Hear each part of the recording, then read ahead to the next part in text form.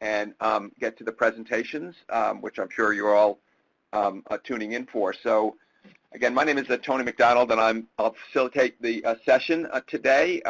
Very much thanks to the Marco and Mako staff, Judy Tucker, Carl Villacoba, and Avalon Bristow, who are helped us plan this and will be supporting the technical side of this. So thank you very much to them, and thank you all. Hopefully you've had a chance to review the background materials that were shared in advance for the meeting. There is a link provided at the lower left in case you want to access it any time during the meeting. So again, we want to make sure that you are up to what we have been working on, Mako has been working on over the last year. We're trying something new today. Many of us are trying new things, so please be patient with us. We greatly appreciate your cooperation. Our success today requires your active participation, posting questions, providing comments, and suggestions. We have over 250 registrants, so all questions and comments should be made in the chat box. There will be no raised hands or audio questions. Sorry, we don't have the ability to accommodate that today, but please participate virtually. The webinar will be recorded. All online comments and questions will be captured. Even if we cannot address them today, they will be taken under consideration, and there will be opportunities in the future to continue discussions. So again, one of the primary objectives of this, in addition to sharing information, is to get you to provide us your thoughts, comments, and questions, even if we can't get to discussing them today. We'd like to capture as much input as we can. A summary of the meeting will be prepared and shared along with the PowerPoint presentations and background materials. So again, thank you very much for joining us today, and we hope that we'll be able to hear from all of you as we move through the agenda today. Again, briefly, the agenda, hopefully you have accessed this already. We'll move right after this to the welcome session, some brief keynote remarks from Alicia Barton from NYSERDA, and then we'll move into the first traditional plenary panel session, and the presentations will be provided, so we look forward to that, and Daryl Francois from BOEM will be facilitating and moderating that discussion. And the second half of the meeting today is really the interactive part, and the part that's more experimental today, where we are asking for your patience and your input, most importantly. So we'll be spending about an hour looking at input on future directions for the stakeholder activities, as well as your suggestions for how we can improve on our Mako's current work group efforts. And with that, we'll do a wrap-up and some next steps, and conclude the webinar at about 12:30. So that's an overview of the agenda, and with that, I would like to turn it over to Keisha Santiago Martinez. She is the New York State Deputy Secretary of State, and she is the chair of the Mid-Atlantic Regional Council on the Ocean. Thank you very much, Keisha, for joining us today. Great. Thank you so much, Tony, and good morning, everyone. On behalf of the Marco Management Board, I'm so honored to welcome you to the second annual Mako Ocean Forum. Marco is the regional ocean partnership for the Mid-Atlantic with representatives of New York, New Jersey, Delaware, Maryland, and Virginia. And I'd like to acknowledge my fellow executive board members, Michael Snyder, Kevin Hassel, Kimberly Cole, and Catherine McCall, respectively, as well as all their staff, and the Marco staff, Judith Tucker and Avalon Bristow, who are doing a fantastic job. We are so excited to host you in New York for this conference and to have an opportunity to reconnect with you in person. While those plans have been derailed, and I'm also grateful and impressed by the hard work conducted by the Mako planning team to adjust to these unexpected circumstances and change the platform to a virtual one. The large attendee list today is amazing, and the discussion we're going to have today is such a welcome sign of hope. It's reassuring to know that so many of our stakeholders are still dedicated to ocean issues, even while we're struggling through these times. It's been just over a year since Marco announced the establishment of the Mid-Atlantic Committee on the Ocean, a subcommittee to maintain and deepen the state's engagement with federal and tribal partners in achieving our shared goals. In such a short time, this newly established committee has had many accomplishments and refocused the collaborative work between the federal, regional, state, and tribal entities. Together, we have advanced Marco priorities by creating and continuing work groups focused on critical ocean topics. These include reducing marine debris, facilitating interagency coordination around offshore wind energy, improving our understanding about oceanic changes like ocean acidification, and sharing information about maritime commerce and navigation. The continued dedication shown by our colleagues and staff make it my honor to serve as MARCO's chair. New York's participation in MACO is directly in line with Governor Andrew Cuomo's policies for our state. New York is committed to reduce greenhouse gas emissions and prepare our state's communities and economies for sea level rise. State legislation like the Climate Leadership and Community Protection Act and the Community Risk and Resiliency Act demonstrate New York's commitment to addressing climate-related issues. Coupled with aggressive state offshore wind goals and growing attention to acidification, this work is not only happening along the coast, but offshore and throughout our state. As we all Sorry, Keisha, we have lost you. Across states, government agencies, tribes, and other entities towards unified goals for improving ocean health and contributing to the economic vitality of the region. Together, we will have a larger and more effective impact working as one united front. One of our goals has been to improve stakeholder communication and to consider and incorporate stakeholder input. This forum is one way in which we are advancing that goal. We've heard your calls for more engagement, and we are listening. During this session, you'll have an opportunity to provide suggestions directly to work group leaders for consideration. And going forward, MACO will continue to commit its commitment to engage stakeholders throughout many avenues, including but not limited to future discussions, webinars, and surveys.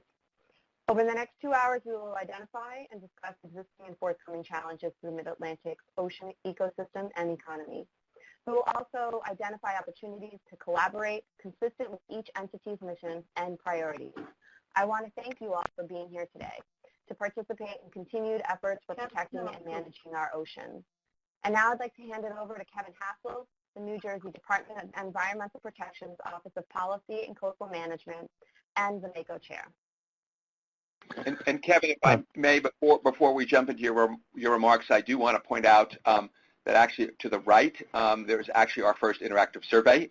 So we are asking folks during this open session if they would fill out that survey. We've, based on the stakeholder survey and the webinar that MACO held in February, these were issues that were identified for further action beyond what MACO's work groups are currently working on.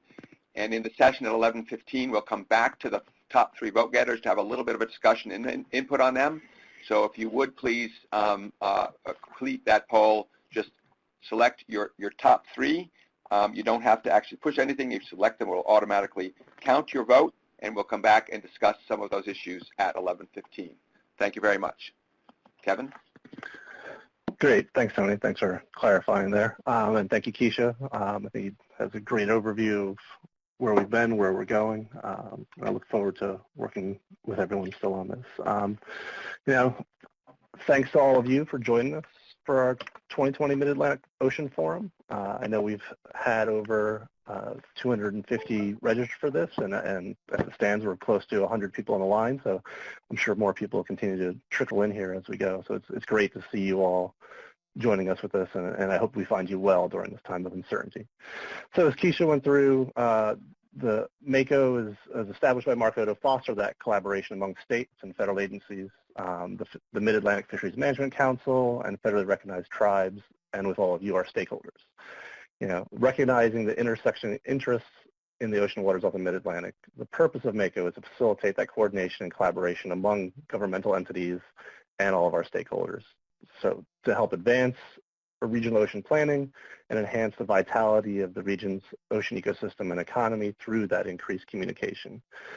So as mentioned, MACO is kind of guided by an 8-member steering committee. It includes 3 state representatives, 3 federal agency representatives, 1 federally recognized tribal representative, and 1 Mid-Atlantic Fisheries Management Council representative. And that represents a broader coalition through a lot of different governmental entities. So these collaborations help us to have these broader conversations across all these various entities and partnerships, whether they're new or old, and it helps us to inform our ocean management issues that we're all working for. So I think we're lucky to be surrounded by so many great people working in this space, doing amazing work, and like these are opportunities for us to hear about the stuff that's going on there and further collaborate. So hopefully you're all as excited about this as I am. as Keisha mentioned, I have to acknowledge that this wasn't our ideal way that we plan to engage with all of you. A lot of folks have been really hard at work designing a forum around engaging directly, having those opportunities for open dialogue with the time and space for important interactions and those ideas that arise in person, whether it's in response to what we plan to bring to the table or what you bring to us, or just they arise organically from having so many passionate people in a space together. Some of that idea was to have those spaces for those small interactions, and that would help promote collaboration that was even beyond ourselves here. So, but as I always say, best laid plans, right? So with that said, I'd like to thank those who have provided us with input, and all the people that have been participating in our work group efforts, all of our portal webinars and our outreach over the past year. Your feedback and participation has been invaluable in ground truthing the work that we do. So maybe we can't be in the same room as much as we'd like to be, but I think some of this uncertainty shows that we're resilient to this type of activities, and it drives us to think a bit outside of the box. We've long wrestled with how we bring people together over this broad geographic scope in the Mid-Atlantic. It's difficult because there's so many different, so much distance for people to travel to come to these types of meetings. So, with so many of us transitioning to this more virtual collaboration in our everyday lives, these new technologies that we're kind of embracing now, I think will help serve us better. So while this might be our new normal, maybe this will be an opportunity for us. So, it's a time for us to design better ways to engage with all of you. So hopefully we can build a stronger community through the ocean together with this new normal that we have. So we've heard your desire for continued progress on keeping the ocean clean, worrying about marine plastics, making sure that offshore wind is properly researched and planned in a way that minimizes those conflicts, and encouraged for our continued coordination among these agencies and all of our other users. You've identified these cross-cutting issues that we see that as important, whether it's geospatial data, obviously further increasing stakeholder engagement, and the need for continued science and research on all these issues. As Tony just mentioned, we have this box on the right where we've identified some of the issues that you identified as new and emerging that you might want to see us talking about. So make sure that you've selected those three there, and they'll be automatically captured. And this way we can talk about that a little bit later in today's session. So today's really about looking forward. And so this morning we want to continue that outreach and hear from you as much as possible. To build on Mako's work over the past year, to seek your input on whether and how we can improve our work group efforts, and to brainstorm those other needs and potential opportunities for collaboration. So that we've pulled from those previous surveys, that we've pulled from our webinars, to make sure that we're moving into the future together and figuring out the best path forward. So as Tony mentioned, we'll come back to that at 11:45 and have a brief discussion about those top three. So I look forward to those discussions that we'll have. And I also look forward to hearing from the great speakers that we've got lined up today, and from all of you, and then working with you all in the future. So I think we've got a lot of good stuff lined up, and I think it'll be great to continue to work together. And with that, I'd like to introduce Alicia Barton. She's the President and CEO of the New York State Energy and Research Development Authority, to give our keynote remarks. Hi, good morning. Thank you, Kevin, for that introduction, and also want to begin by thanking my colleague Keisha Santiago Martinez from the New York Department of State, who invited me to be with all of you today, and to all of our colleagues at New York Department of State for their steadfast partnership on New York's offshore wind efforts. It's really an honor to be able to participate alongside the outstanding panel of national experts that you've assembled to talk about these issues today. And I also want to thank those of you, for joining today's webinar and participating in today's event virtually. These are truly unprecedented times, and the really robust attendance you've got here is indicative of the collective commitment to enhancing the strength of the region's ocean ecosystem and economy, and it's inspiring to see in these otherwise challenging times. So again, my name is Alicia Barton. I'm the President and CEO of the New York State Energy Research and Development Authority, or otherwise known as NYSERDA. And I want to speak a little bit about our approach to offshore wind that has been driven by Governor Cuomo's commitment to a nation-leading clean energy and jobs agenda, which includes, for our state, goals that we achieve 70% of the state's electricity to come from renewable energy sources by 2030, and also includes a binding commitment under our landmark climate law to achieve 9,000 megawatts of offshore wind by 2035. Achieving 9,000 megawatts of offshore wind will generate enough clean energy to power approximately 30% of New York State's electricity needs, so that is substantial. And it is equivalent to powering nearly 6 million New York State homes. So that's a remarkable opportunity that we see to deliver locally produced renewable energy to New York City and Long Island. We also, importantly, see this renewable energy resource as an unparalleled economic driver that will result in significant investments in New York's communities and infrastructure and create thousands of short and long-term jobs.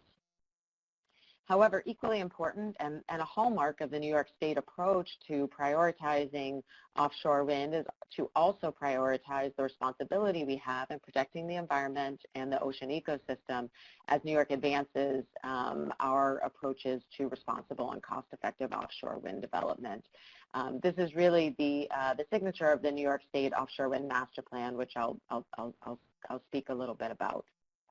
Going back in time, just briefly, back to 2018, Governor Cuomo announced that New York had developed this first-in-the-nation New York State Offshore Wind Master Plan to guide the state's development in a manner that's sensitive to environmental, maritime, economic, and social issues while addressing market barriers and aiming to lower costs. The master plan was released by NYSERDA and a number of partnering other agencies, including Department of State, after 2 years of in-depth research, analysis, and outreach. And it included robust, proactive public and stakeholder engagement processes with those directly involved in offshore wind and those stakeholders who are affected or stand to benefit from its development, including labor and business communities, environmental organizations, project developers, manufacturers, and the commercial and recreational fishing industries, as well as the general public and New York communities. The state conducted hundreds of meetings and consultations, dozens of public information sessions, and open houses focused on the fishing industry specifically. And NYSERDA is continuing our analysis of the various elements of offshore wind development that were kicked off under that master plan framework, including the collection of metocean data, wildlife surveying, air quality assessment, and supply chain analysis. Through our environment. Oh, okay. I had a little feedback there. Through our environmental and fisheries technical working groups, NYSERDA is actively collaborating regionally and with many of you to identify and address priority issues related to fisheries wildlife monitoring and mitigation. New York's approach also requires selected and future offshore wind project developers to adapt their project plans through discussions with industry stakeholders such as commercial fishermen and environmental organizations, and in accordance with evolving best practices. Greater engagement by New York State with both the commercial and recreational fishing industries will improve and continue to improve communications between key industry stakeholders to help dispel misunderstanding, provide clarity around the state's activities, and identify fishing concerns that may be addressed through the development process. That's why NYSERDA hired commercial and recreational fishing liaisons to build on New York's commitment to actively addressing the interests of ocean users and ensure that they have a voice as the state continues its pursuit of offshore wind. I'm proud to say that last month, the American Planning Association actually recognized New York's Offshore Wind Master Plan with its 2020 National Planning Achievement Silver Star Award for Environmental Planning, which is a nice honor and a testament to the value and a key reason why we've been able to make progress. As evidence of our forward progress, last year Governor Cuomo announced that NYSERDA finalized contracts for its first 2 large-scale offshore wind projects, Empire Wind and Sunrise Wind, totaling nearly 1,700 megawatts. This was the largest procurement for offshore wind in the nation. These projects are a major step forward in advancing New York's offshore wind goals and is expected to catalyze the first generation of major port infrastructure and supply chain investments in New York.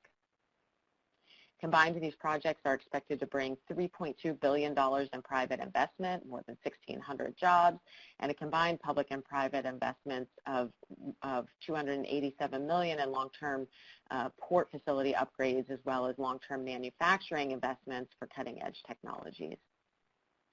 Building on that momentum, just last month, in response to a petition NYSERDA filed in January, the New York State Public Service Commission granted authority for NYSERDA to issue a 2020 solicitation for at least 1,000 megawatts of offshore wind. And we look forward to advancing that solicitation as soon as it's advisable to do so in recognition of the current limitations on activities driven by the COVID-19 crisis. And as we begin to look beyond the COVID crisis, we're committed to doing everything we can to keep our climate and clean energy goals on track and to see offshore wind as a critical part of the state's overarching strategy to stimulate the economic build-back and economic recovery. To that end, we realize we have a lot to accomplish over the course of the next few years, and we need as many partners at the table to be as engaged as possible in order to deliver on the promise of 9,000 megawatts by 2035. New York is dedicated to working with states and industry partners in the Mid-Atlantic to promote offshore wind development that benefits us all. After all, partnerships and collaboration are the hallmark of New York's holistic approach and critical elements to planning for the future and bringing stakeholders to the table in a way that helps us reach economies of scale faster, develop a domestic supply chain more quickly and efficiently, and utilize ports and workers all along the East Coast while at the same time protecting the environment, the ocean, and our ecosystems. We've continued open communication with our neighboring states and believe that regional cooperation can deliver a resilient, coordinated, and efficient offshore wind industry. As one example, in 2018, NYSERDA was awarded $18.5 million by the Department of Energy to establish a national offshore wind research and development consortium to advance industry-led research and development projects that will drive down the costs over the long term and help adapt the offshore wind supply chain to the U.S. market even more quickly. The consortium has already brought together the federal government through DOE, as well as NREL and Brookhaven National Labs, private developers, industry experts, and other states besides New York, including Maryland, Massachusetts, and Virginia, signaling the momentum in this fast-developing offshore wind sector. We expect these partnerships to bring down the levelized cost of energy for offshore wind and to deliver evolving technology needed to scale the industry while driving a national strategy for offshore wind innovation that addresses the needs of all U.S. offshore wind regions. Another good example of regional collaboration is the Regional Wildlife Research Collaborative we've launched. This collaborative was originally co-sponsored by NYSERDA and the Massachusetts Clean Energy Center and supported by states all the way down to Virginia. This collaborative seeks to produce and coordinate relevant, credible, and mutually beneficial regional monitoring and research of wildlife and marine ecosystems in support of environmentally responsible offshore wind development. This new effort is expected to improve the efficiencies in environmental monitoring and research, resulting in greater permitting certainty for developers and better environmental understanding and better environmental outcomes. In addition to these activities, NYSERDA has also worked closely with the U.S. Department of Interior's Bureau of Ocean Energy Management, or BOEM, to identify new wind energy areas off New York's Atlantic coast. In November 2018, BOEM released draft wind energy areas that cite NYSERDA's fieldwork analysis and stakeholder outreach as part of the foundation for that consideration, and it considers our guidance on areas which present the lowest overall conflict and greatest opportunity for the development of offshore wind. New York State continues to collaborate with BOEM and other federal agencies as well as other states as this process advances, and we look forward to seeing progress on that process as we move forward. As we all work together to responsibly develop and advance offshore wind projects and move the industry forward, we know there is extensive state and federal activity related to planning and siting in waters off the Atlantic coast, underscoring the need for continued cooperation between various levels of government, the industry, ocean users, and critical organizations that bring these stakeholders together like MARCO. Already, Marco is collaborating extensively through its offshore wind energy focus group, which provides a forum for interested members to exchange information about meetings and decision points related to offshore wind in the Mid-Atlantic. This forum gives all of us an opportunity to listen, but also to be heard on new and best practices to execute our shared vision for a cleaner, greener world. My challenge to all of you is to continue to think creatively and strategically about ways we can work together to advance our mutual interests and ensure that offshore wind can coexist alongside other ocean users and natural ecosystems. I encourage you to be in touch with NYSERDA's offshore wind team to share your ideas and learn more about how we can work together and how various stakeholders can participate in the New York process to ensure ocean users from all walks of life are part of our growing clean energy economy. Thanks again for this opportunity to be here, and I do hope everyone participating in today's webinar that you and your families continue to be safe and healthy amid the ongoing pandemic. New York and NYSERDA are honored to be partnering on these efforts, and we look forward to the work ahead. Thank you. Thank you very much, Alicia. We very appreciate your efforts and you joining us today. And with that, I will actually turn it now over to Daryl Francois for the first panel, Policy, Technology, and Climate Perspectives on Future Ocean Management. Daryl is the Chief Engineering and Technical Review Branch of the Office of Renewable Energy Programs at the Bureau of Ocean Energy Management, and he's also on the steering committee for MACO. So thank you very much, Daryl. Hi, Tony. Thanks for the introduction. Just a quick reminder before we get the panel going is that we're encouraging participants to post questions for presenters as they occur to you during the presentation, and then we will review them after all three presenters have had a chance to speak. While we may not be able to get to all of your questions today, this session is being recorded, and MACO will we'll take all of those questions into consideration as we review future plans. And of course, the recording of the session and slides will be available for later viewing as well. I just wanted to take a moment to, before moving on, to just introduce our three panel members all at once, and then we will just go through each of the presentations afterwards. We have three very esteemed and capable and qualified folks to tell us about what's going on in terms of ocean policy. Darren Babbrott is the Principal Assistant Director for Oceans and Environment at the White House Office of Science and Technology Policy, and will present a broad overview of ocean policy and where it is leading with the current administration and looking towards the future. And then Charles Stock, an oceanographer with NOAA's Geophysical Fluid Dynamics Laboratory, will present some information based on his research into modeling interactions between marine ecosystems, dynamics, and physical biological interactions in climate. And finally, we'll wrap up with Walt Musial, Chief and leader for the Offshore Wind Research Platform at the National Renewable Energy Laboratory, who will tell us a little bit about where offshore wind technology is for now, but looking a little bit more towards the future and where we might see changes happening over time. And with that, I will turn it over to Darren to lead us off, and hand it off to him right now.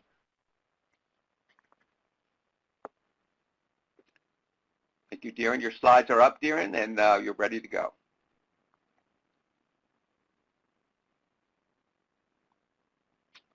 And I actually don't see that Darren is logged in anymore, Tony. He's not listed on the list of attendees here. okay. Now we can. I just heard you, Darren. Yes.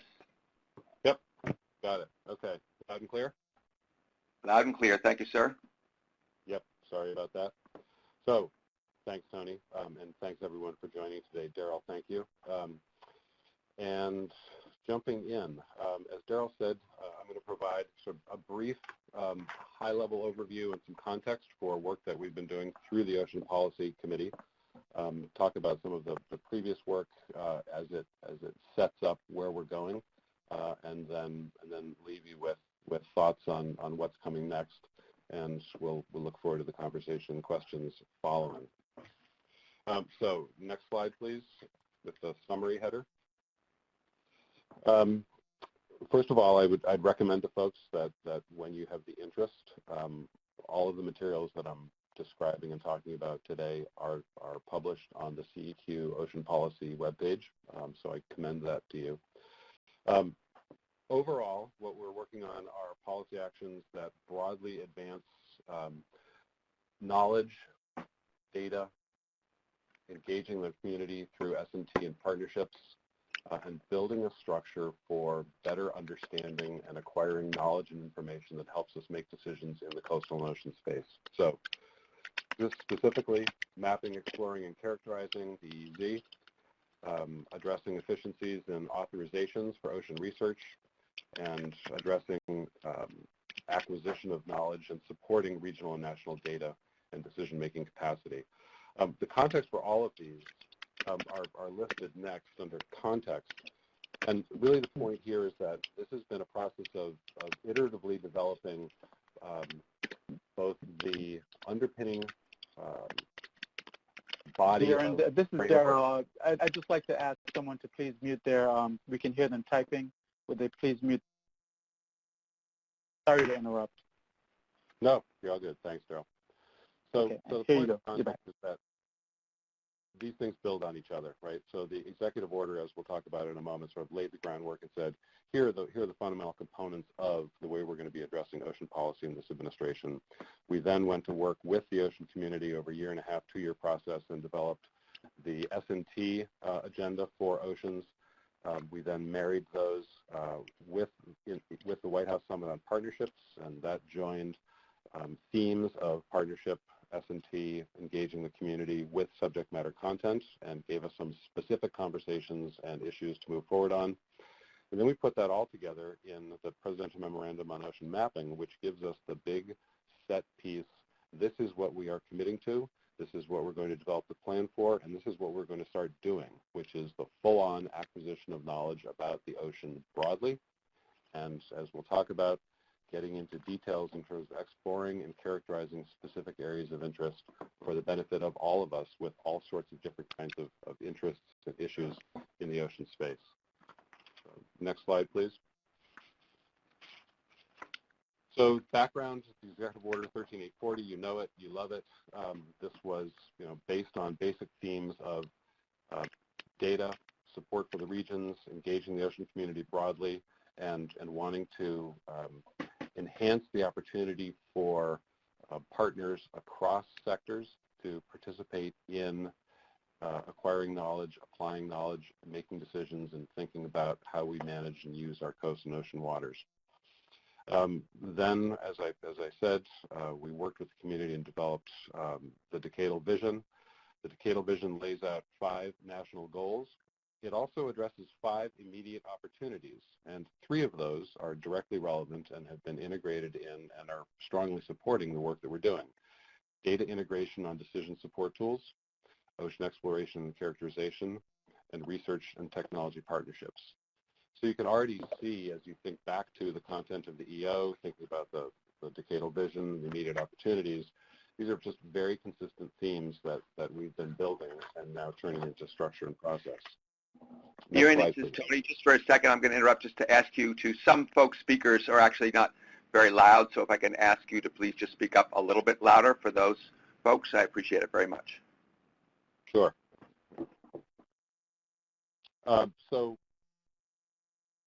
we did the EO, we did the decadal vision, and then we held the Summit on Partnerships in Ocean S&T at the White House in November. And the focus of that was to build and support partnerships across sectors, right? Government can't do it all. Government does some things really well. Government does some things not very well at all. The other sectors all bring resources, experience, competencies, and everything we need. Everything out there is not necessarily grist for a partnership mill. At the same time, there are things that we can only do by engaging with other sectors and other components of the ocean space. So we had a big high-level opener that sort of was dedicated to that proposition, and we had folks from Scripps, Walton, Fugro, OSTP, CEQ, NSF, and that was sort of a high-level piece. One of the interesting things there was an observation by Margaret Lynan of Scripps, who just took some time and asked the room to reflect on the fact that there's a lot of energy and a unique circumstance right now globally, certainly domestically, but also globally. And the way she characterized it was, you know, we're having an ocean moment. Let's not lose that momentum. Let's double down and commit to all of what that means, and let's really get after that. So that started a really good day, which was comprised of work groups built around sessions framed by priorities in the decadal vision. So taking the community's expression of what the ocean S&T priorities should be and putting those in the context of specific discussions led by both Fed and non-Fed moderators, thinking about where are the things we need to understand in each of these subject matter areas and what can we do next to work together to address those. And I won't go through the list, but you see those there in front of you on the slide. Next slide. High-level takeaways from the summit included that, you know, my boss, Kelvin Drogmeyer, the director of the Office of Science and Technology Policy, believes strongly in science and technology. His view is that when Vannevar Bush began the process that essentially ended up with the National Science Foundation, that began what Kelvin refers to as a first era of bold innovation in science and technology, particularly in the ocean space, and that with advances in computing, with technology, with breakthroughs in science, and as Margaret Lynan said, with a growing global consensus that we are going to address ocean issues, this is a time for a second era of bold innovation in ocean S&T. Second was that partnerships are critical, and we're going to get after it. And third was a collaborative and dynamic strategy for partnerships will help catalyze that process.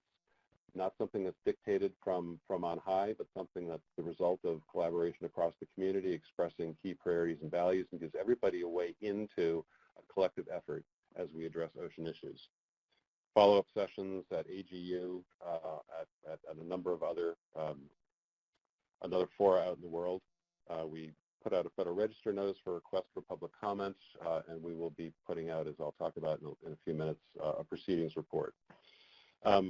Just one sidebar, you know, not taking credit for any of this because NOAA has been doing great work under Tim Gallaudet throughout, but since the partnership summit, NOAA has announced partnerships, 5 partnerships directly related to ocean exploration, mapping, and similar endeavors with Ocean Infinity, with Viking Cruise Lines, with Ocean X, with Vulcan, and with Caladan Oceanic. And on Caladan, if folks haven't seen the New Yorker profile on Victor Vescovo, it's out there in the May edition, and it's a great read, so I recommend that to you. Next slide, please. So then jumping into where all this has brought us. So we go through that process, and then it's, okay, we've got an EEZ out there that has never been systematically mapped or explored. It contains unknown, untold resources, systems, ecosystems. We need to understand our ocean with the same passion that we do space. So the PM does 4 basic things. Map the EEZ. Within the EEZ, then identify priority areas, explore and characterize those areas. That's in 4 dimensions. Water column is a key feature of that. Another piece is to bring Alaska mapping products up to contemporary standards and focus on nearshore and shoreline mapping in Alaska. And then 4th, to increase the permitting efficiency for ocean exploration activities. Next slide, please. So the first piece will be the development of a national strategy for ocean mapping, exploration, and characterization. We'll map the EEZ. That's broken into key subcomponents. First, there will be a process of identifying iteratively priority areas in the U.S. EEZ. We'll be partnering with non-USG entities across the community. And a key feature of all of this is going to be the integration of new and emerging technologies. Right? We're in the process of moving away from boats and sort of single point sensors, single point acquisition of data, and trying to take advantage of broadly distributed, autonomous, or other sort of efficient operations that let us gather more information across a much larger area much more efficiently. The task force that's developing the national strategy is led by Dr. Alan Leonardi, who runs NOAA's Ocean Exploration Program, and Rear Admiral Shep Smith, who runs NOAA's Coast Survey. Next slide, please. Just a brief schematic on who's doing what. So this is happening under the Ocean Policy Committee. The task force that I just described is drafting the national strategy, and that's being overseen by the Ocean Science and Technology Subcommittee.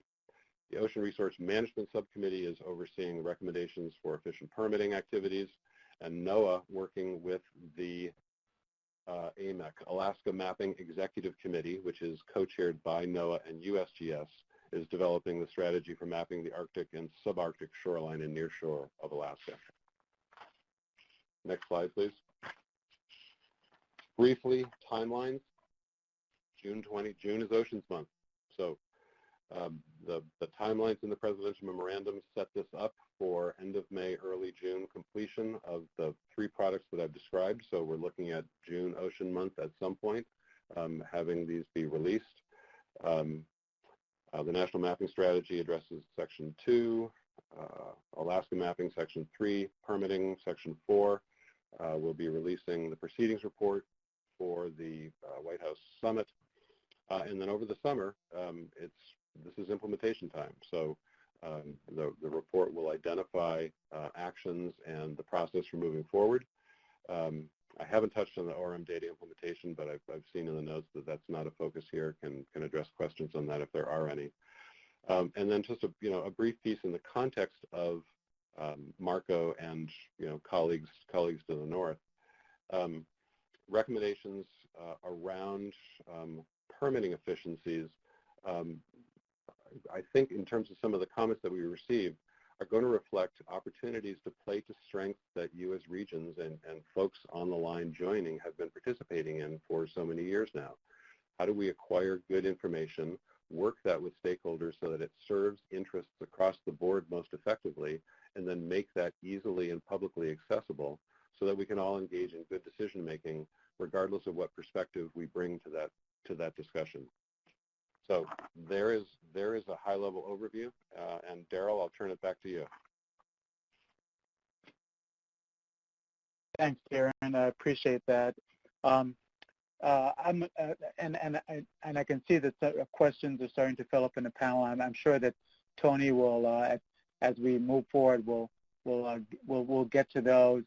And I'd like to now turn it over to Charles Stock to give us maybe a perspective on what he can tell us about the changing climate and changing ocean, as his title says, and a little bit maybe from a broad perspective, and then a little bit about what he sees on the Atlantic. Charles, turn it over to you. Thanks, Daryl, and thanks everyone for first the invitation and for calling in. My name is Charles Stock. I'm from NOAA's Geophysical Fluid Dynamics Lab. We're down in Princeton, New Jersey. One of the main things we do is develop global climate and Earth system models, and I spend about half my time working with colleagues to develop those. The other half of my time I spend engaging with a variety of stakeholders to try and connect the large-scale drivers from these global models to the regional decisions that need to be made.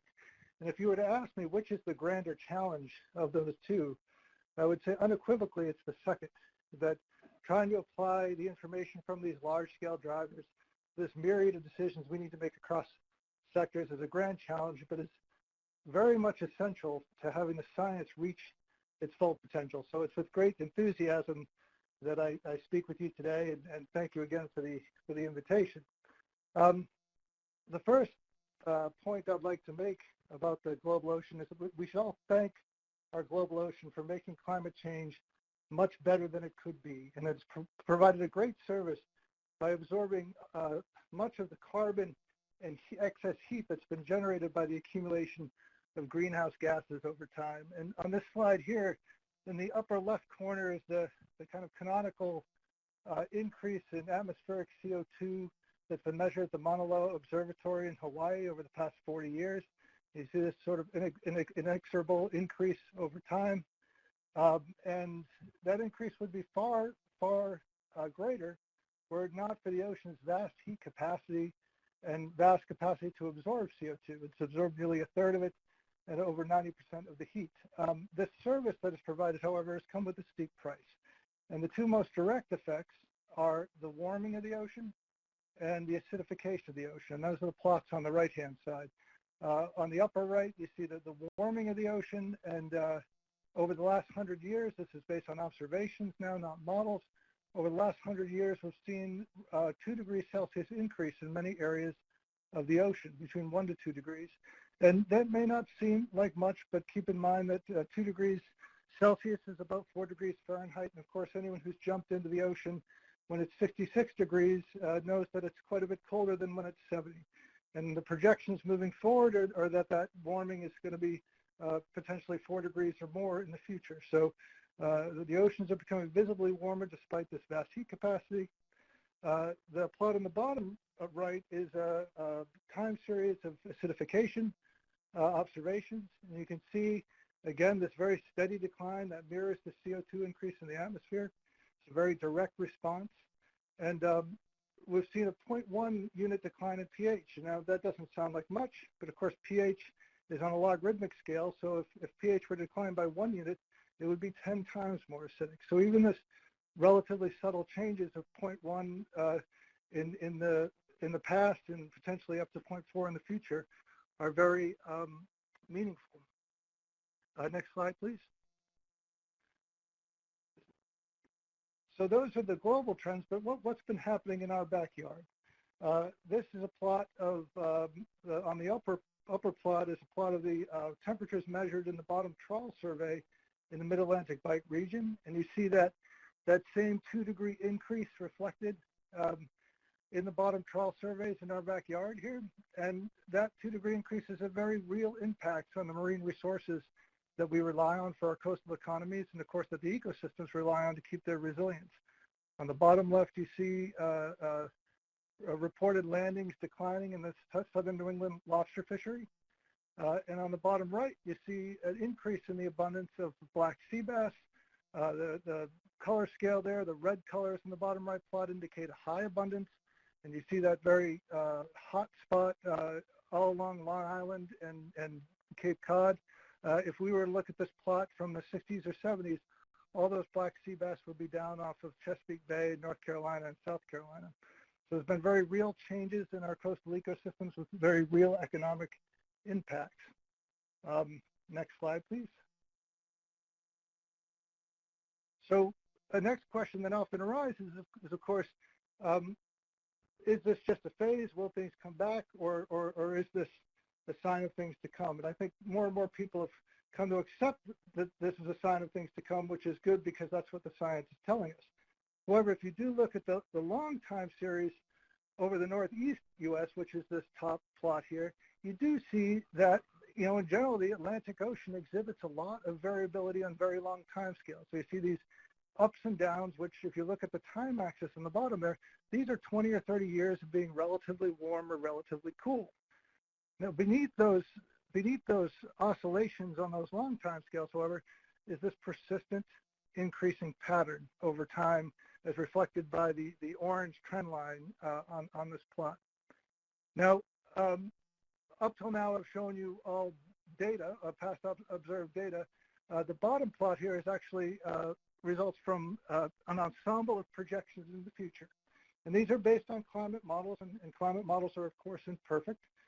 They are based on fundamental thermodynamic and physical principles that we think are going to hold as climate changes. And these models are able to reasonably well capture past observed variations in the temperature. So we do have some confidence in them.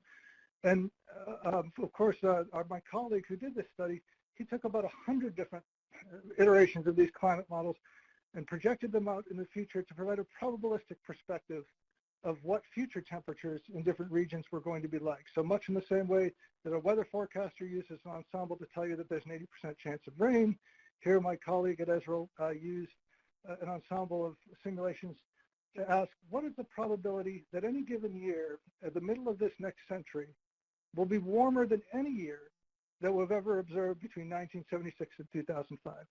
So basically, what's the percentage chance of it being really, really warm compared to what we're used to around here? And the color scale here goes from about 50% chance up to 100. And if you look along the northeast U.S. seaboard, you see about 80 to 90% of our years are going to be warmer than any year we've seen between 1976 and 2005. So I can tell you with great confidence, bring the proverbial umbrella. It's going to be warm. Be prepared for more of the same in terms of having a warm shelf with different fauna and different implications for our economy. Now, the one silver lining with this trend here is that as we try and predict and provide climate smart management, this trend line due to climate change actually provides us some level of predictive skill. We don't have to make decisions under the assumption that next year could be just like any of the last 50 years we've experienced. We can rule out half those years perhaps, because we won't see those very cold years that we saw ever again. It may be moderate, it may be warm, but we're probably not going to have cold. And so there's opportunities to apply that information for climate smart management. Next slide, please. Sorry, my computer timed out here, getting it back on. So the other main driver that I highlighted was ocean acidification. And it turns out that some of the most valuable fisheries in our region are comprised of shellfish that form calcium carbonate shells. The scallop fishery is worth about $500 million between the northeast U.S. and the mid-Atlantic bight. And these are potentially some of the most vulnerable to this acidification pattern. However, we still don't understand the extent of that vulnerability. We can certainly observe the effects of acidification on shell formation, but mapping that onto the mortality and the population dynamics of these organisms is still a tricky process, and it's one of the focal points for my colleagues at the Northeast Fisheries Science Center, and of course their partners, which include many industry partners and academic partners as well. This plot on the left-hand side is just from a study by Rubin et al., who integrated acidification considerations with the stock assessment framework used for scallops. And what they found is that within the range of potential effects of acidification, which are represented by each of these different colored trajectories, the most vulnerable cases in the range of potential outcomes would have substantial declines over the next century, as reflected in this purple line. Also within that realm of uncertainty were relatively resilient cases, such in this blue and this orange line, where the scallop population could be fairly resilient if we manage it in a sensible way under climate change. As I said, one of the key priorities of the Northeast Fisheries Science Center in this area is figuring out which one of these trajectories we're on. We're all sort of hoping for the resilient cases, but there is some evidence on the West Coast that these shellfish experience very real impacts from even these relatively small changes in acidification. Next slide, please. So, Walt is talking after me, and there's already been a lot of discussion about wind power. So I just wanted to point out that, of course, the atmosphere is experiencing many of these same patterns of variability and change that I was just talking about from the ocean perspective. And one of the most prominent examples in the Atlantic is called, the North Atlantic Oscillation, and I've shown it here as an illustration of the different factors that can cause the wind patterns on the east coast of the United States to fluctuate in the same way that I was just talking about patterns in ocean temperature and acidification. As many of you probably know, the weather systems on the east coast are strongly affected by the patterns of quasi-permanent high and low pressure systems over the Atlantic Ocean. You know, the big red area down on the plot on the left is the Bermuda Azores high, and then the blue area is the Icelandic low. The circulation around that Bermuda Azores high tends to be clockwise, and this is what the prominence of this feature generates a lot of the prevailing southwesterly winds that we experience in the summer. The rotation around the low pressure, of course, opposite of that, and these two systems tend to steer weather systems as they cross the United States over the Atlantic and into Europe. These tend to shift over the same kind of multi-year timescales we see in the ocean, and they're also subject to patterns of potential systematic change with climate change. For instance, there is some evidence that the North Atlantic Oscillation will be shifting towards a more positive state as illustrated on the left-hand side relative to the right-hand side. It's not, it's more likely than not, perhaps, but not sure, but certainly experiencing some changes. Next slide, please. So as I was researching this talk, I came across a recent study that was looking at patterns in wind speed over the contiguous United States with an eye on the implications for wind power. And one of the things that they showed was that one could explain the past variations in wind speeds over the contiguous United States, which is illustrated by the black line on this plot, by using a combination of variability from sources of climate variability like that North Atlantic Oscillation. So again, the climate variability and change are mapping very strongly onto the potential coastal uses that we're talking about here. And hopefully there are opportunities to potentially use the science that's being developed around the ability to predict and project these patterns of change to make the best decisions we can moving forward. Next slide, please. So there's a myriad of additional issues that I could speak about, and maybe we can hit some of these in the discussion. I've listed them here, of course, rising sea levels, potential for increased hurricane risks, potential for increased river flow extremes. For instance, we've had some of the largest stream flow events in Chesapeake Bay over the past a decade, including the largest stream flow event last year. Changes in ocean salinity, altered seasonality and productivity of the ocean. If we want to discuss any of those, we can discuss them more in the discussion session. But I wanted to end with a bit of optimism, underlining the point that while we may not be able to completely mitigate the effects of these, my hope is that some of the scientific advances in prediction and projection, if they're mapped well onto some of the applications, can allow us to make better decisions. And if you go to my last slide, I've just presented an example of this from the West Coast that we've been working on in previous years. So next slide, please. So what's shown here is a set of photographs from the city of Monterey associated with the rise and fall of the Pacific sardine fishery. Many of you probably know, maybe from John Steinbeck's Cannery Row novel, that the Pacific sardine was one of the largest fisheries in the world in the early 20th century, but then underwent a prolific collapse around 1950 and has really never returned to its previous heights. And the collapse was really a result of a combination of extreme sensitivity to climate variation and also, at some level, mismanagement associated with an incomplete knowledge of the underlying dynamics of the system. Of course, we still have an incomplete knowledge of the underlying dynamics of the system, but we do understand more than we did in the past. And we can predict more about the climate than we could in the past. And these two sort of innocuous-looking plots at the bottom of this slide, I think, are quite powerful in what they reflect.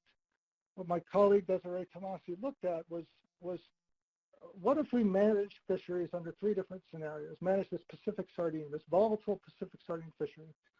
One would include no environmental information, which is this no SST, sea surface temperature. One would include environmental information, but in a reactive way, where we're looking at past sea surface temperatures and trying to adjust our fishing rates with the knowledge that that sardine does a little bit better during a warmer anomaly than it does during a colder anomaly. The last one incorporates a climate prediction from one of these climate models where it happens that the El Nino Southern Oscillation gives us some capacity to anticipate what ocean temperatures are going to be like in the next 3 to 6 months. So that last case says, let's use this additional information. The plot on the bottom left shows the mean yield expected under each of these cases, and you can see that as we go up from no environmental information to past environmental information to forecast information, that yield on average starts to increase. We can catch more fish. The beauty of this is that if you look at the stock biomass on the right-hand side, you can also see that the biomass tends to increase as you start to use this additional information. So you're simultaneously improving both the economic goal and, in reality, the conservation goal with the biomass. And this may seem like you're sort of cheating the system somehow, but the key here is that we're using more information.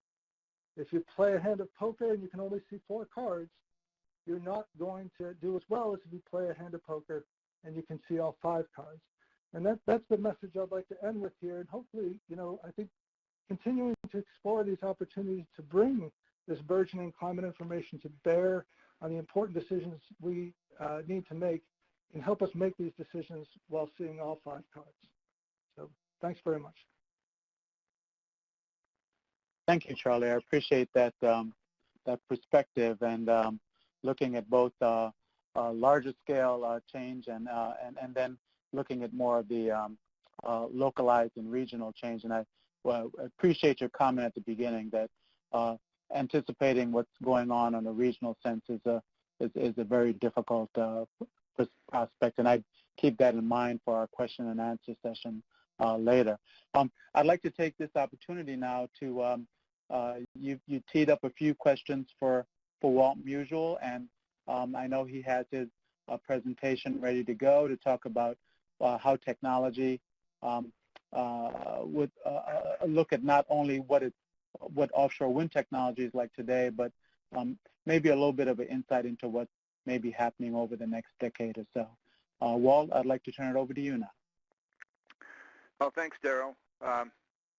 I want to say first, can I just do a time check? I know we're running a little bit behind. We're okay to keep going? Yes, we're okay to keep going, but if I could ask you, the unfortunate person being the last person, so if we could ask you to move through it pretty quickly, we'd like to get to some of the questions if we can, Walt. Thank you. Absolutely. I also want to say I was kicked off the webinar, so I'm going to use my own slides. So I won't be able to see your screen, but we'll proceed as if I can. So if we can start with the title slide, it's got my picture, and then there's a title. My title is going to be the future of offshore wind energy technology, and that's what I'm going to speak about today. Some of the introductory remarks that Alicia made kind of teed this up a little bit, but I think it's important to just recognize that and if I could go to my next slide with the map of the United States. This is showing a resource map of offshore wind overlaid with a population density, and you can see that 80% of the people live near the coast, and offshore wind resources proximate to the high population centers of the United States. So it's a vast resource, and this is the reason we're approaching it. The New York goal of 9,000 megawatts by 2035 exemplifies this, but the Northeast is a lot of the states are doing the same thing. There's about 30 gigawatts of state commitments over 8 states that have already looked at levels up to Alicia's remarks were 30% of New York's electricity, and that's pretty common up and down the East Coast.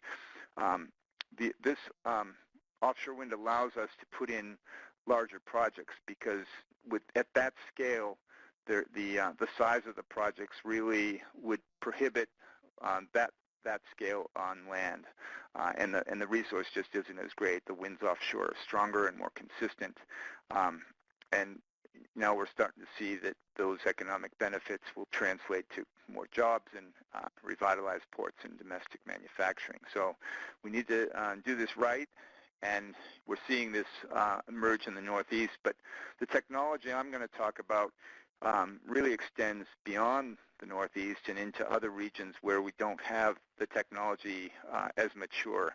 And so if we could go to the next slide, I'm going to talk about the emergence of new technology regarding floating wind. I also, if I had more time, I would introduce other technologies that would address hurricane turbines and low wind speed turbines that will be necessary for deploying systems in the Gulf of Mexico and the South Atlantic and parts of Hawaii. But I'm going to focus on floating here. If you're on the slide with the figures that show a progression from fixed bottom systems, which tend to be in shallower water, less than 60 meters, out to floating systems, which globally we only have 82 megawatts installed so far. So this is a really nascent technology. On the left side, there's a column of the leading offshore wind countries and how much megawatts have been installed. There's 27 gigawatts already installed, and then we're pushing that now. But the floating market has the potential to be even bigger than the fixed bottom market, but this technology is just starting to emerge now. We have, if you go to the next slide, on the lower right, it should say slide 5, NREL. There's a picture of the global map, and these are regions where the industry is actually looking right now for floating wind. 80% of the resources in the world can use this type of technology once it's developed, and we expect that by 2024 we'll start to see utility scale projects on the same scale as fixed bottom projects for floating wind. Next slide. You should see a map of the United States. There's two colors on this map, and the first color is a kind of a light aqua color, and then there's a darker blue representing the transition from fixed bottom substructures in shallow water out to floating systems in the darker blue, and that's 58% of the U.S. resources in that category, which means that we have the opportunity, once this technology is developed, to enter into regions where the technology can't play currently. In the Pacific, we have, and I don't know if you're animated here, but there's, if we just, there's 3 regions we're looking at. In the Pacific, there's just high water depths, and fixed bottom systems will not be feasible. And if you're in the PowerPoint, you'll click to the North Atlantic, where we see extremely high demand for offshore wind, and probably as lease areas and call areas become more scarce, there's going to be an interest in looking beyond the shallow water into deeper waters to meet some of that demand. In the Great Lakes, we have a different situation, and it's really outside of maybe the ocean's purview, certainly for BOEM, but these are state waters, but visual impacts may drive systems inland, but or into the middle of the lakes, but with the caveat that we haven't developed the technology for floating ice yet. So if we keep going, should be on slide 7. There's an oil rig, and this is basically saying that the floating technology is evolving and has evolved from the basic substructural archetypes of floating oil and gas, and the offshore wind industry has adapted those systems. But there's work to be done, because those designs by themselves result in bulky and expensive designs. So the next phase of floating offshore wind is to optimize these systems so that we can mass produce them and cost effectively and deploy them in large numbers. And this will require, next slide, lightweight, stable platforms that can be deployed from existing ports and towed out to site. these stable systems will have to address turbine motion and port assembly and commissioning that facilitates very easy and rapid deployments. And this is not something the oil and gas industry has known about or has developed. There's about 14 pilot scale projects worldwide that are being developed in this vein so that we can exploit floating technology at large scale. And that's something we can look forward to in the future. Here's a couple examples. I'm not endorsing these types, but these are examples of systems that can be deployed in shallow water, but also minimizing the work that has to be done at sea to install them and to operate them.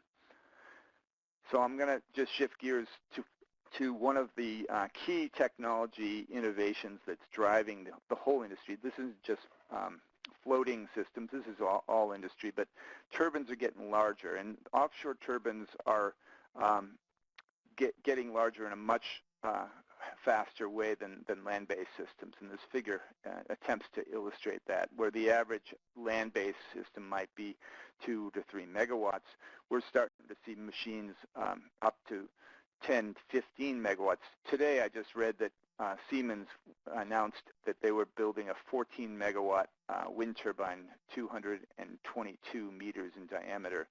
So these are, this is the trend. It's not slowing down. It's actually accelerating. Larger turbines mean that the project costs can keep coming down, and that's what's driving it. Developers want large machines. So far, the floating systems and the fixed bottom systems are using the same turbine, but we anticipate that once the market for floating matures and there's market visibility, that we're going to see bespoke or customized floating turbines that will address issues related to floating, like light weighting and things like that. We also expect that these larger turbines will have issues that have to be addressed, such as FAA restrictions and visibility issues, because they'll be taller and bigger. And then every time we move to these platforms, there's new infrastructure upgrades that are necessary. If you move to the figure with King Kong, I use this analogy because a lot of the innovation that happens in wind technology is behind the scenes. So scaling to the larger machines, such as the King Kong analogy, King Kong could not exist if you just took an average-sized person and scaled them up. You need to change the design of the person in order to do it. And that means we have to use lightweight materials.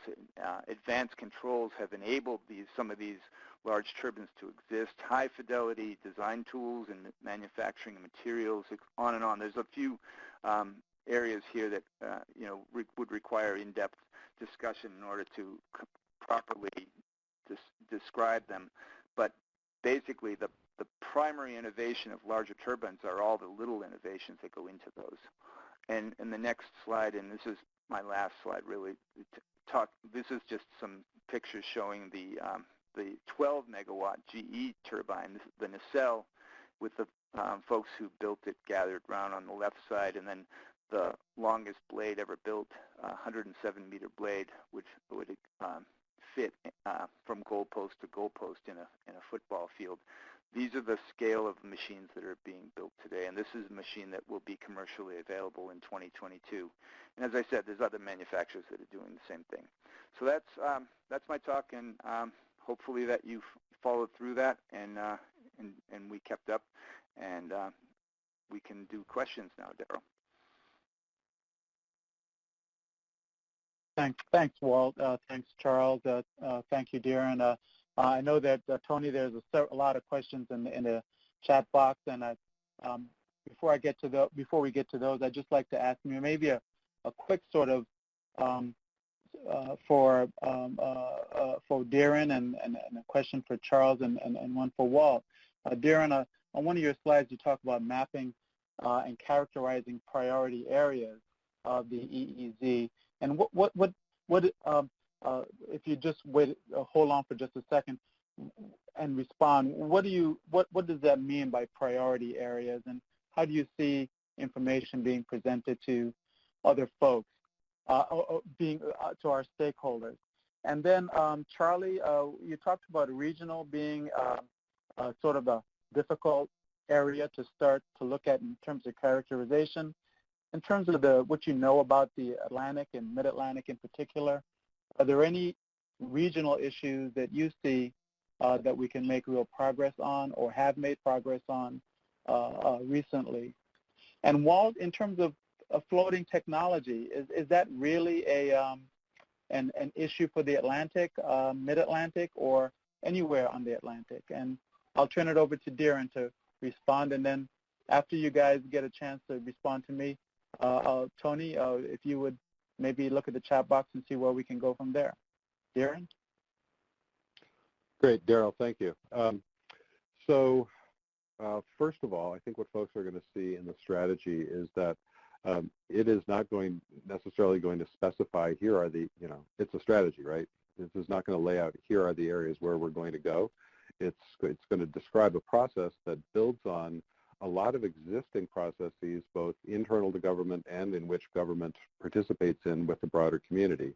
So, for example, the Ocean Exploration Program at NOAA typically convenes series of conversations as they start planning expedition cruises. Those bring into play all sorts of things which go towards the definition of, for their purposes, what is a priority area in the context of our budget and our interests. So that could be, oceanographic, that could be policy-based, that could be based on the perspective of partners with whom they are engaging in the work. So if you step back and think about, we're not going to wait to explore until we map the entire EEZ, but certainly continuing and ongoing mapping will identify as much of those areas that we don't need to go explore as those that we think we might want to explore, right? A lot of the ocean bottom is flat, featureless mud, and we really don't need to go there. It's also labor-intensive, extremely expensive, and we want to make sure that we're focusing effort across the community on those places that make the most sense. What do those end up being and what characterizes those? What are physical, chemical, or biological features that cause an area to likely to be interesting or to be interesting to one or another line of inquiry? What are areas that provide evidence of resources or uses or conservation values that track with a given policy perspective, right? Wrap all around that the process of engaging the community in a series of iterative conversations that build, as I said, on the model that Ocean Exploration Program uses to gain input, refine the objectives, look at the resources available, and move out from there. So that process will continue through OEP, but at the same time, working with the ocean community, we will be building a process that describes with more chapter and verse what I've just walked through generally. Thanks, Darren. Charles, what do you think about regional progress we can make in from your research perspective on the Mid-Atlantic? Yeah, in addition to some of the areas that I highlighted previously on the effects of acidification on critical fisheries and habitat change, I think from a climate perspective, one of the areas I'm most optimistic about is our capacity to potentially inform tendencies for the movement of fish stocks over sort of a 5 to 20 year timescale, taking advantage of a combination of that sort of predictable climate change signal and some elements of the variations around that predictable climate change signal.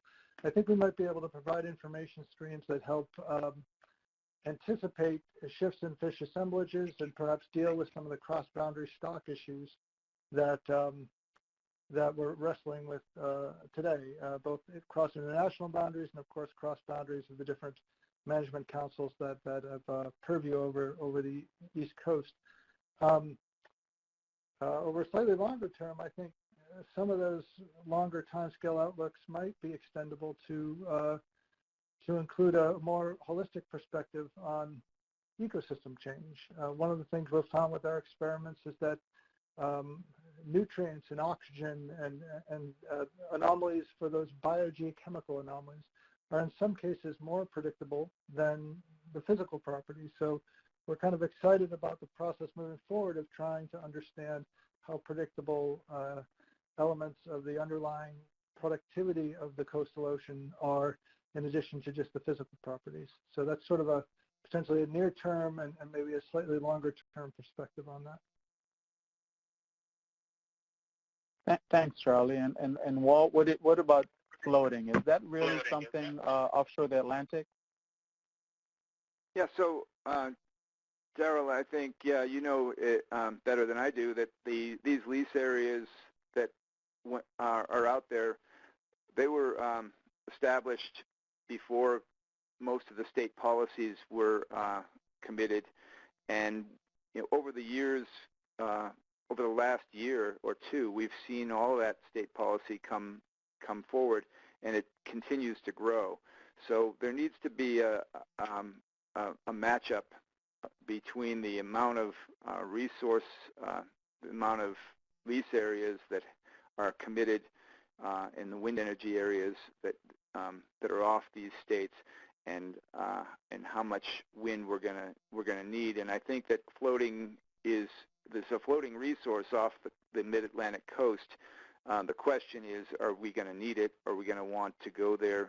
In my opinion, it should be part of the toolbox that we use, and we should be looking at both, as we go forward with new lease areas, we should be looking at both the shallow water areas and the deeper areas, and make the most informed decision about which ones are the best. Thanks, Walt, Charles, Darren. I'm going to turn it back to Tony. And Tony, do we have any chance to respond to questions, or should the questions be sort of taken into account for later?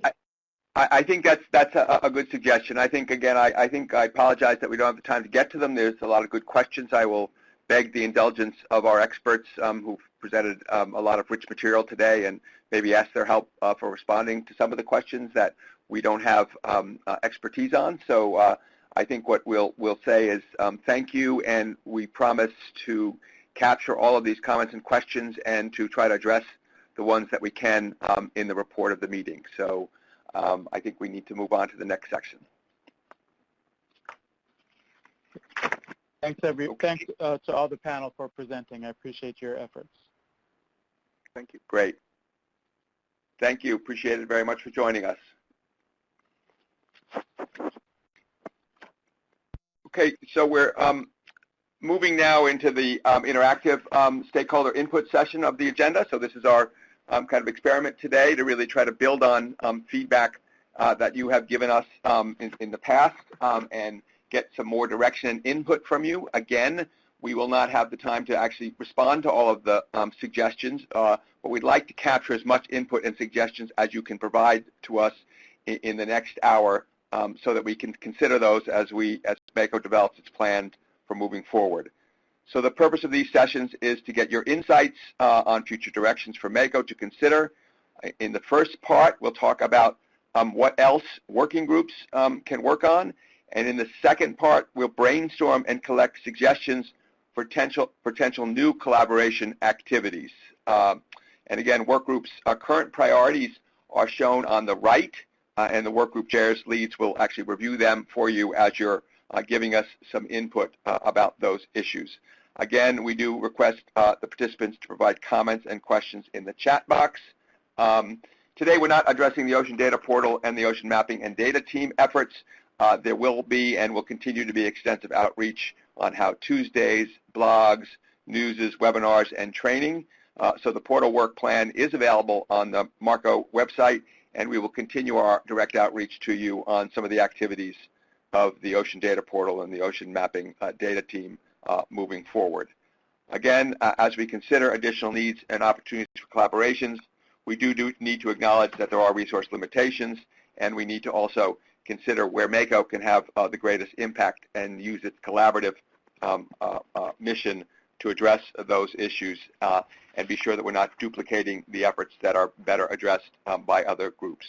So again, the focus will be on issues of regional significance that MACO has a role to play and cannot be addressed through other current processes. So with that, I think we'll jump into the first session, building on current MACO work group efforts. If we could do that. So if we could go to the leads for the various work groups, and they will each go through kind of their summary quickly on their on their priorities for their work groups. And again, in turn, we'll have Mike Schneider from New York, who's the lead on the offshore wind group. We'll have Jerry Barnes from the Coast Guard, who's the lead on the Maritime Commerce Navigation Safety Group. Mary Ford from Maricus, who will present the priorities for the Ocean Acidification Group. And then we'll conclude with Kevin Hassel, who is not only the chair of MACO, but also the lead for the Non-Consumptive Recreation Group, and Laura McKay, who is the lead for the Marine Debris Working Group. So if we go to the next slide, I'll kind of explain to you the format and turn it over to them and to you for providing input. So what you see is to the right is the priorities. And again, as soon as I finish summarizing and describing the pods that are here in front of you, they'll go through that. What we'd like you to do is, again, look at each of these groups, and each of you may be interested in different groups, and in the chat box beneath the group, try to address the question of what else can we be doing to advance these or other priorities on this topic. So for each group, building on the current work, what do you think we can do to advance those topics moving forward? And again, we'd like to capture as many of your ideas as we can today so we can consider them in the work group efforts moving forward. So with that, I will actually turn it over to Mike to sort of start us off, and again, encourage you all to start filling in on the work group of your choice or choices what you think they can be doing to advance these or other priorities on the topic. Thank you. Mike? Yeah, thanks, Tony. Can you hear me okay? Yes, it's great. Thank you. Great. All right, and I'll be brief in the interest of time. I know we've got a few other work groups to get to. So the offshore renewable energy topic is being addressed by what we're calling an offshore wind regional collaboration. The membership of that collaboration includes the Marco states, as well as many of the members of MACO, such as BOEM, NOAA, the Fisheries Management Council, and others. The collaboration is really intended to provide a forum for interested MACO members to identify issues, and since its creation, I think we've seen the membership grow, and I would anticipate that it will continue to do so. We know that offshore wind is a burgeoning field. It's certainly an area and topic of interest to many of the MACO members and many of you. And so as a consequence, the goals of our group are to really, first and foremost, share information as this field is growing. We just heard from Walt about how the technology is developing. We want to identify issues that are really new issues, issues that would benefit from closer collaboration, and particularly issues that are not already being addressed in the region. We know there's already a lot of attention and focus within the Mid-Atlantic on offshore wind and on addressing some of the challenges as this new industry gets going. We do want to make sure that we're taking best use of the data portal. The Mid-Atlantic data portal has many resources that can be used in helping to facilitate appropriate development. So the work groups are very interested in trying to identify where there are either existing data or data gaps. And then finally, our goal is to make sure that we're sharing and receiving information about meetings and developments related to offshore wind throughout the Mid-Atlantic. So again, both identifying new issues, but also identifying where is there good work being done, where are there opportunities to build into that work. So information exchange first and foremost as an activity of this group. We do intend to host webinars and other outreach activities as that information gets developed, as the regional collaboration really starts to get its legs under it. We are going to be developing a shared calendar of events, so that would be an opportunity for folks to understand what's happening in the region, what's to come, how they can potentially participate. And then we want to stay connected with some of those existing work groups. As I mentioned, there's a rich dialogue already happening within the Mid-Atlantic. We are part of that dialogue. We want to be kind of adding value to that dialogue. And so we want to make sure that we're staying connected to our partners. And I'll stop there, Tony, and turn it back over to you. Thank you very much. Jerry, can you give us a brief overview of your priorities and activities? Thank you. Yes, thank you. Good morning, everyone. So my name is Jerry Barnes, and I am with the Coast Guard 5th District. And the primary goal of our work group is really to monitor the maritime commerce trends and traffic patterns to identify and address emerging commerce and navigation needs. And it doesn't take a rocket science to know that presently we're in a historic time period with the development of sighting offshore wind in the mid-Atlantic and the Northeast. So most of our activities have been tied to the sighting of offshore wind and trying to deconflict water space conflicts. Just going to real quickly go over some recent activities and opportunities to participate. So June of last year, we hosted a Mid-Atlantic Maritime Commerce and Navigation Safety Forum webinar, which included guest speakers from MARAD, National Weather Service, MARCO, Coast Guard 5th District, Coast Guard Headquarters, and Harbor Safety Committee members from the ports of New York all the way down to North Carolina. In the fall, November 27th, we published in the Federal Register that the Coast Guard is conducting a port access route study for Chesapeake Bay and Virginia. We had a 2-month comment period, which has closed, and we are presently conducting that study that may take a year or more to complete. A couple days later, November 29th, we published a notice of inquiry of potential anchorage grounds offshore Delaware Bay, primarily looking at preserving water space for traditional activities that are occurring there, such as lightering. In January with Marco, we participated in the How Tuesday webinar, kind of looking at our anchorage grounds and our port access route studies and how we use the data portal and how the public can use the data portal to analyze Coast Guard studies and submit feedback to us. And then March of this year, we published another notice that we're conducting the port access route studies for the seacoast of North Carolina and North Carolina port. In May 5th, we published a notice that we're conducting a port access route study for the seacoast of New Jersey and Delaware Bay. That comment period is still open. May 8th, we published the notice of inquiry on potential anchorage grounds and the approaches to the Cape Fear River, North Carolina. And then I think in a few weeks, we're going to host another webinar with Marco discussing the New Jersey seacoast PARs and other studies that we have going on. So really looking for public participation and interest in our work group. And with that, I'll turn it back to you. Thank you, Jerry. And again, reminding the folks, please, it's already starting to fill up, but please do submit comments and questions in the pods as we move forward. So, Mary, if you can talk a little bit about ocean acidification. Thank you very much. Sure. Hi, everybody.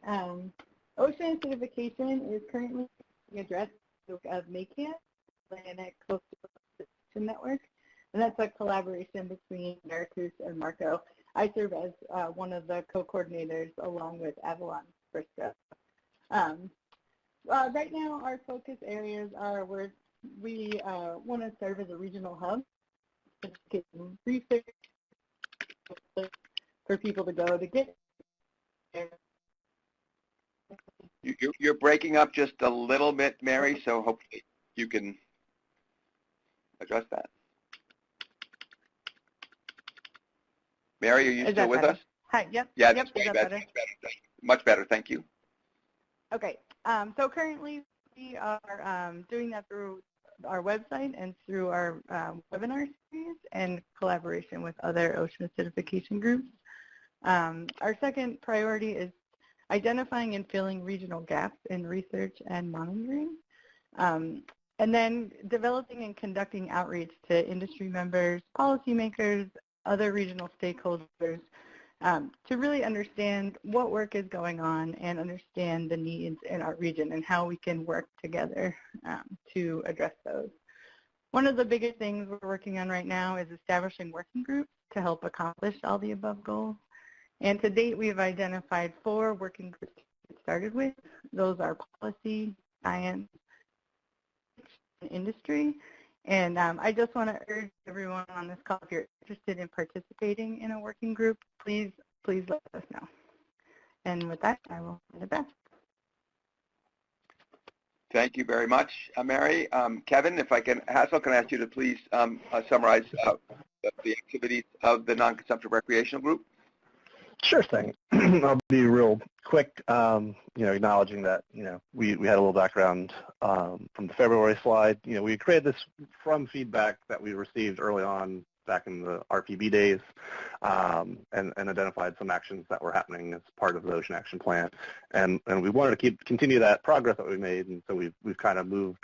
We've done a few of the things that were there, and we've recognized that we're still in the process of developing this idea about minimizing human-wildlife interactions and those conflicts that are there.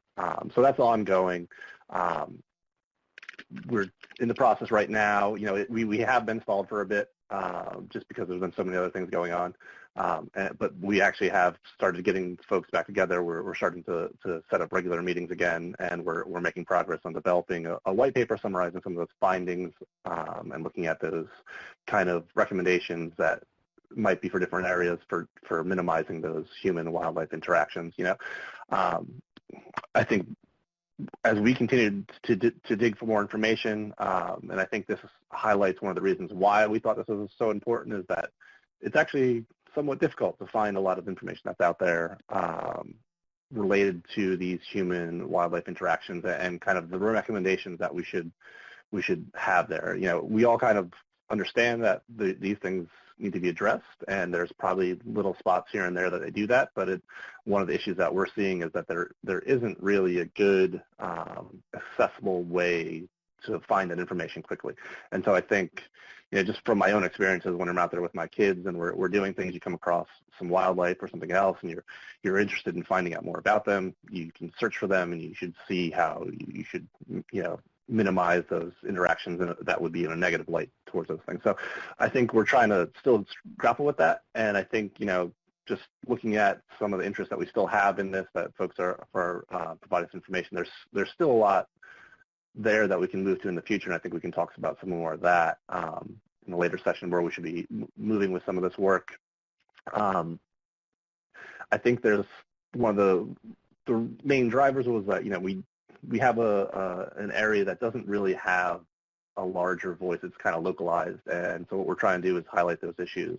And so I think, working with all the folks that are here as our stakeholders, we're going to try and reconstitute some of those contacts we had and figure out some of those next steps. And I think some of the ideas that we're starting to see roll through in even our chat screen here, I think will be really helpful to start having some more conversations about. There's a lot there. There's probably a lot of things that we can highlight that are really critical and important to the region as a whole. And I know while right now recreation is difficult, but at some point we're getting back to that, and we want to make sure we can advance that at the regional level.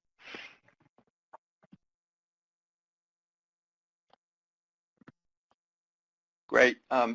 Thank you, Kevin. And if I can remind the workshop leads and staff to be monitoring the sites, because there's a lively conversation, and if you have some quick answers to some of the comments or questions, it would be great if you just post them on the site. And thank you. And if I could ask Laura McKay to just conclude with summarizing the activities of the Marine Debris Work Group, I appreciate it.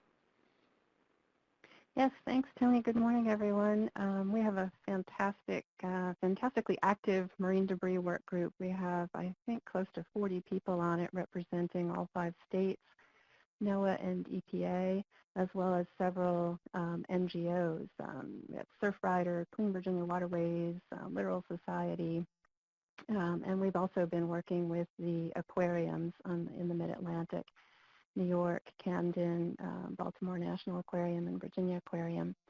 And most recently, in relationship to the COVID-19 pandemic, we've started working on messaging about COVID-19 related litter. We are seeing a lot of plastic gloves and masks being improperly disposed of, and just want to direct your attention to a website that my staff has been working on, and the work group is taking a look at, called preventballoonlitter.org, and it's related to a grant that we have from the NOAA Marine Debris Program. We're using what we call social marketing techniques to try to change behavior We've been cleaning up for a long time, and the idea is to turn off the faucet and actually change behavior to stop the flow of plastic. So focusing on individuals' behavior, which is a tough thing to do, and we feel like psychiatrists sometimes more than natural resource managers. But at any rate, we focused on balloon litter first because of its really highly detrimental impacts on wildlife through entanglement and ingestion. But we are hoping to move into some additional work in the future if we get a grant to just look at general clean beaches and social marketing techniques to try to make sure the beaches stay clean. Another thing that we are going to be working on is development of a Mid-Atlantic marine debris reduction plan with the NOAA Marine Debris Program. So we have a lot on our plates. We've got a great group.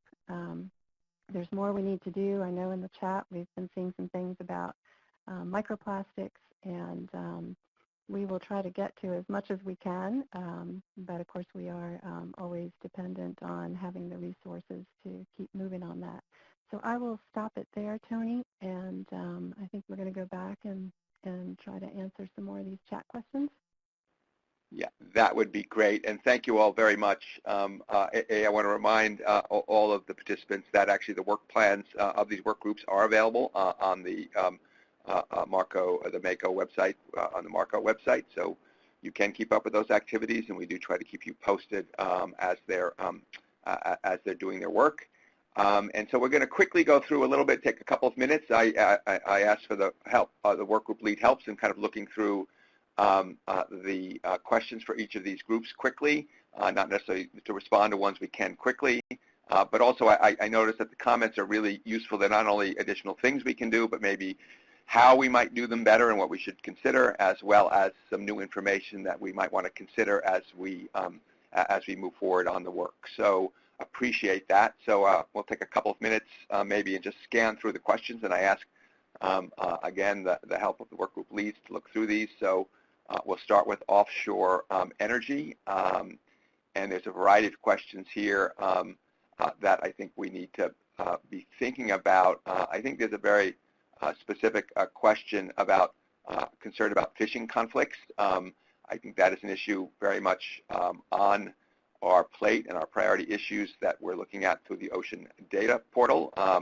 We are currently working with RODA and other groups to consider how to enhance some of our fisheries data, and we have some input specifically from Annie Hawkins about how we can think about incorporating that data into the efforts of the work group. I don't know, Mike, I'll sort of stop there and ask you if there's anything you see in that or any questions you might have for any of the questioners to clarify their comments. No, thanks, Tony. Yeah, and certainly the fishing issue, not surprisingly to many, usually comes to the top of the list in terms of issues that folks are concerned with. I noticed also in one of the earlier chats that there was a mention of concerns related to maritime navigation and commercial shipping. And then Walt indicated in his remarks that we have potential concerns both with, as the turbines increase in size, concerns related to both aesthetic issues, potential visibility issues from shore, as well as, new concerns that maybe we didn't anticipate in the past, like concerns from aviation or, potential flight paths. And I think those all speak to one of the biggest challenges with offshore wind, which kind of touches on all of these different topic areas, which is that as the industry grows, it's changing. The technology is changing, and our awareness of the potential impacts of the technology is changing. One example that I'm very familiar with, through my time working on the offshore wind issue is setbacks, which I think was mentioned in an earlier comment. The setback distances when we first started talking about offshore wind were much smaller because we didn't anticipate, turbine sizes getting larger. And there was a comment in the chat just now about the difference between planning and permitting. And I think the challenge that we have is that as we're planning for these technologies, we should continue to be mindful of the changes in technologies, because what we're planning for is not necessarily, what's being permitted now. It's what's going to be permitted in 5 years or maybe even longer. So if we're planning for turbines that are a certain size or a certain layout, we should be mindful that that may change. And I think as we, take back some of these comments and some of these thoughts, that's certainly something that I'm, continuing to be mindful of. And I think that also ties into some comments that I'm seeing on research and development. And maybe that's a place where NACO can be helpful in the conversation, is identifying how that technology transformation and growth is leading to potential challenges down the line for permitting. How do we integrate that into the planning efforts that are happening now? But I think great comments coming in on the chat, so I really appreciate folks' attention. Thank you, and again, we will take these under consideration, so please keep filling them in. So we'd like to capture as much as we can before we move on to the next session. So moving on to the maritime commerce and navigation safety issues, I do think we were clear that we're quite active on that issue, and the Coast Guard's been a great partner on these efforts. I do think there is questions across these work groups, so there are a couple of questions relating to the interaction with marine mammals and ship strikes. Again, something that we might want to consider. Again, currently not a focus area, but one that might come up in the future. There's also some suggestions about looking for ways to exchange maritime information exchange with the ocean planning community, so looking for those opportunities as well. So I'll stop there and ask Jerry if there's anything particular that he sees in the chat that he'd like to address before we move on.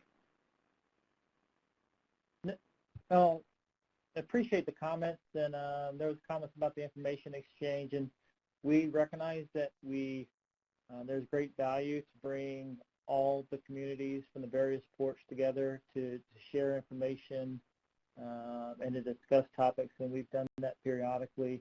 We hope to do that in the near future, and we're planning on it, but we're in the initial stages. And then the port access route studies, I think we acknowledge that the Coast Guard is a little late in initiating those studies, and BOEM's ahead in the wind energy leasing process. But again, the leases that are leased,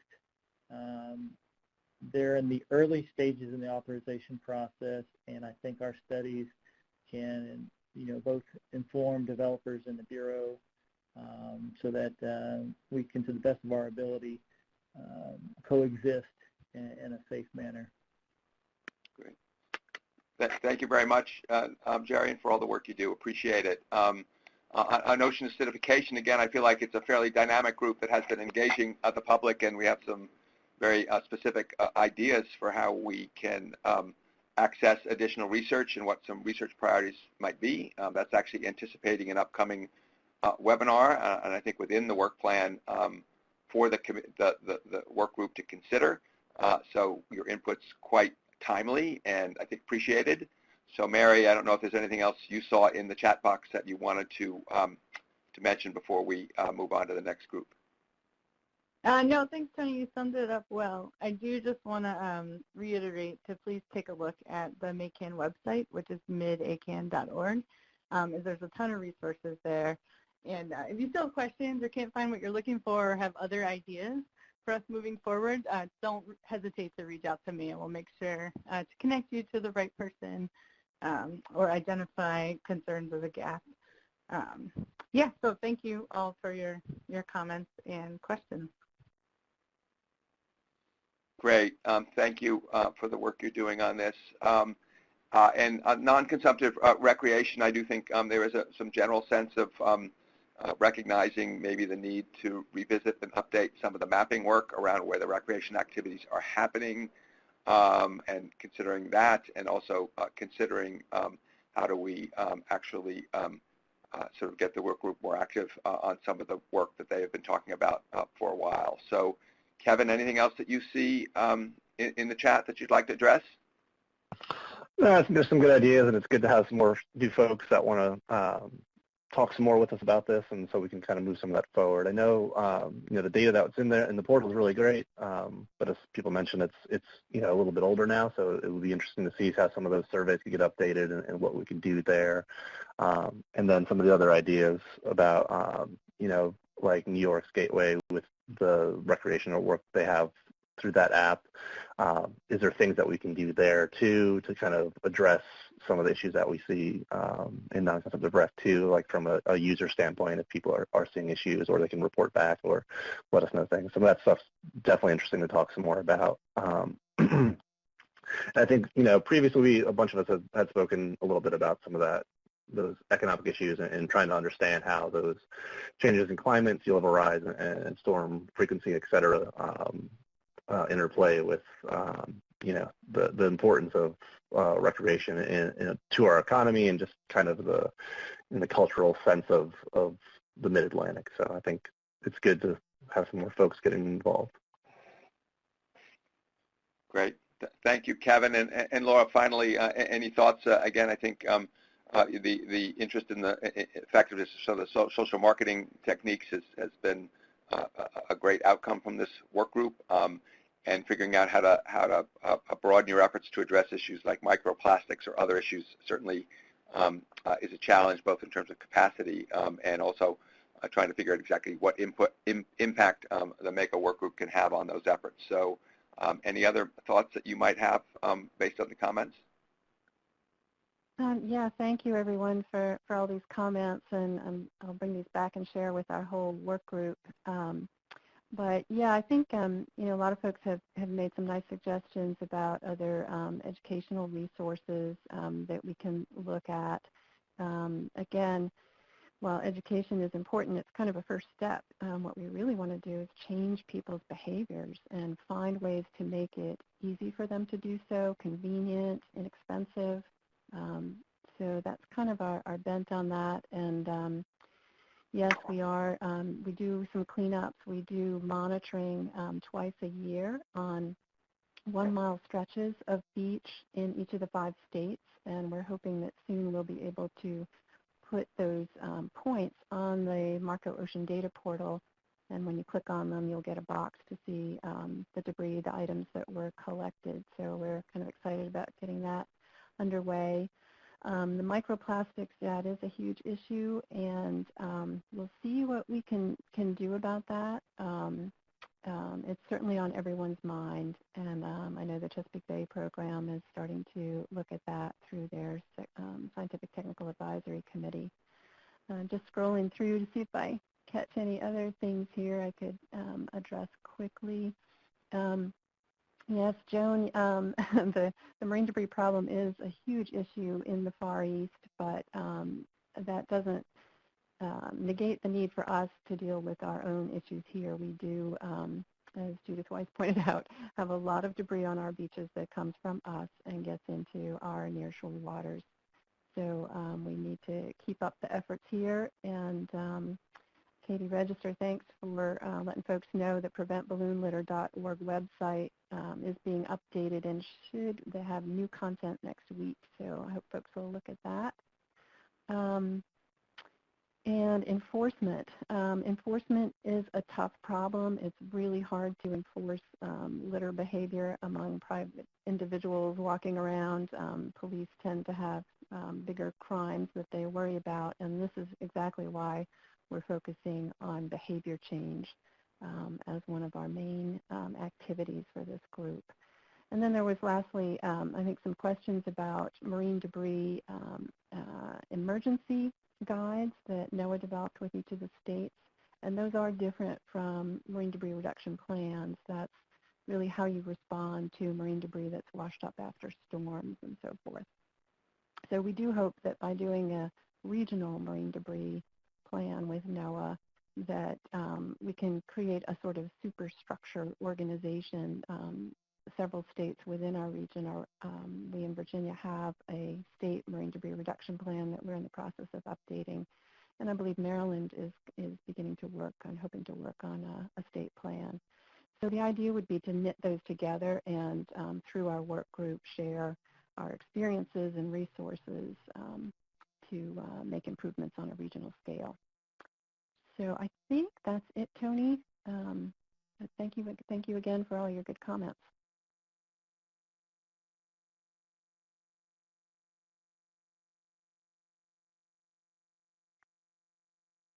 Hello? Tony, thanks to everybody. No, thanks to everybody. Again, appreciate all the input and the work that the work groups are doing and everybody's participation, not only in this event, but also in the activities of the work group. So again, thank you. We'll conclude this session and we'll move on to the next session. Tony, yes? Before we move, Yep. I can kind of see that some people are still typing in there, and I think if we switch screens, it'll drop them out. So I wanted to make sure that we give folks at least another minute to finish what they're typing in their spots there. So we capture those. But just sorry. Okay, sorry great. Thank you. No, thank you very much. I see Mike Schneider's typing. It might be an answer. So, and again, we'll gather all this information, and there will be a report out from the meeting. And again, we'll try to capture the sense of the meeting and be sure that these are all will be considered within the work group plans moving forward. And stay tuned for further framework. So, I don't see any currently actions. So, if we can we move on to the next session, 11:15 building to the 11:45 brainstorming other collaboration needs and activities. And so this, we're coming back to an exercise that we did in the beginning where we did ask, again, just for today's discussion, these were topics, the brainstorming topics were selected from the input we had previously gotten from stakeholder groups about issues that we're working on. So we're currently going to just today briefly kind of get some additional input following the format that we just used from you about how we might address some of these issues. So Carl, I think, is going to fill in the topic issue areas and the top poll getters for each one, and we'll go through each one. And Carl, have you typed that in, or are you doing that? Actually, there were a couple of requests for whether we could open this poll again for a few seconds for people who joined in later. Do we want to do that, or just go with? Okay, why don't we give it a couple of minutes? We don't have much time, though, because we do want to adjourn on time today, be respectful of folks' time. So if I understand you correctly, that poll that is available on the left of your screen is actually still open. So we will do that for a few minutes before we jump into the session. So again, the core question really, though, is not only what an important issue is, but what specific collaborative actions can MACO take to address this issue. So we are trying to get as specific input as we can from you about not only what the issue is, but how MACO can take, what steps, actions they can take to address it. Again, we're encouraging you to write as many responses as you can that we'll collect, even if we don't get to address them today. And if we do have a specific question, and then we have time, we might ask one of the MACO steering committees or work group leads to respond if there's a quick clarification. If not, we'll just take them all under consideration. And again, based on input received today, MACO will consider not only how to follow up on the ones we discussed today, but also the other topical issues that have been raised by stakeholders in the past. So, Carl, if you're good, can we close the poll now? Yes, sir. So climate-driven ocean changes will be the top.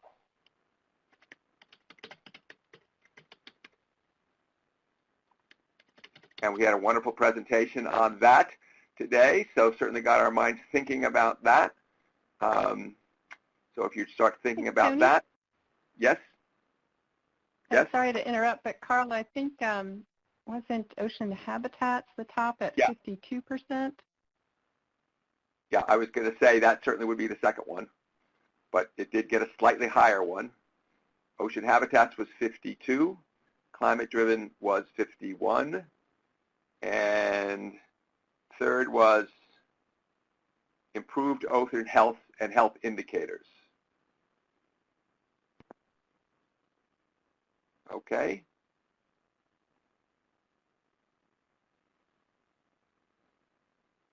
Okay, so I see some people have begun typing. If I'd encourage folks to type a little bit on any specific actions that we think MACO might undertake to address these issues, please do that.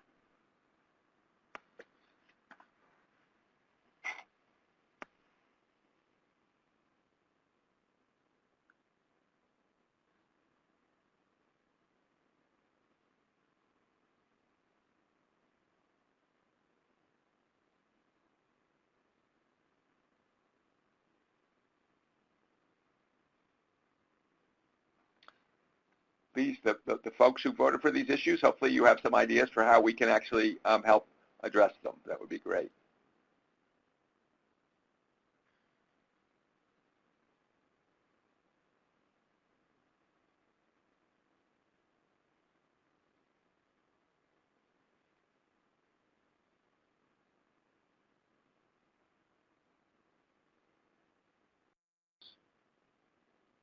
So I do see that addressing a stormwater runoff and flooding resulting in frequency, we did hear, I think from Charlie's presentation, that certainly an open issue for thinking about impacts on the nearshore is, and this might overlap with the climate-driven changes, is not only the expected change in runoff, freshwater runoff from storms and from the estuaries, and how that might impact habitats. So that certainly is an issue, and so gathering more information about the relationship between that and the climate changes might be an issue of interface between the two.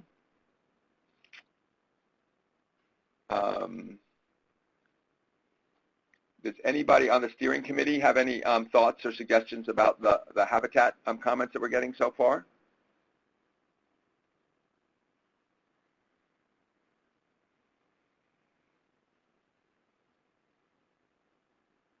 Okay. No, I think some of those ideas about, it's kind of our wheelhouse, right, is ensuring collaboration and communication across these different areas. So where Josh is talking about, the ocean observing prediction community really tying in closely with the other groups that are on the species side of things and making sure those kind of things happen. I think that's definitely interesting. Some of those kind of things would be helpful for us to discuss. Yeah. Okay. I do note that Ally Chase mentions we need to build on prior regional efforts. I do think that MACO's mission is built on the current ocean planning action plans, and so we do want to make sure we're building on things that have already been done and also have been identified by previous work that MACO has done with stakeholders around priorities. So that's something we do need to continue to consider. Yeah, and I think the portal does a really good job there, where we're this constant iterative activities that are happening, where we keep updating new data and adding new data and especially lately, that's related to habitats and things like that. So that's definitely something we'll continue to keep tracking.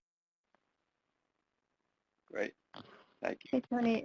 This is Laura McKay in Virginia, and I just want to add to that we do have some work underway in the Northeast and the Mid-Atlantic to update some of the marine habitat data, and also to try to develop an offshore wind siting tool that would allow you to choose an area that you're thinking of, and up would come a dialog box that would show you what sorts of wildlife and habitats are in that area.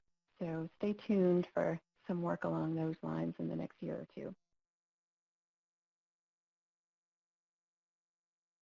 And there are several comments I note that also recognize that we need to consider the variation of habitats, including a nearshore shoreline habitats, whether it's impacts from beach projects and activities, also concerns about salt marshes and coastal habitats, which obviously are going to come into play, and any issues relating to resilience, community resilience, and future storms.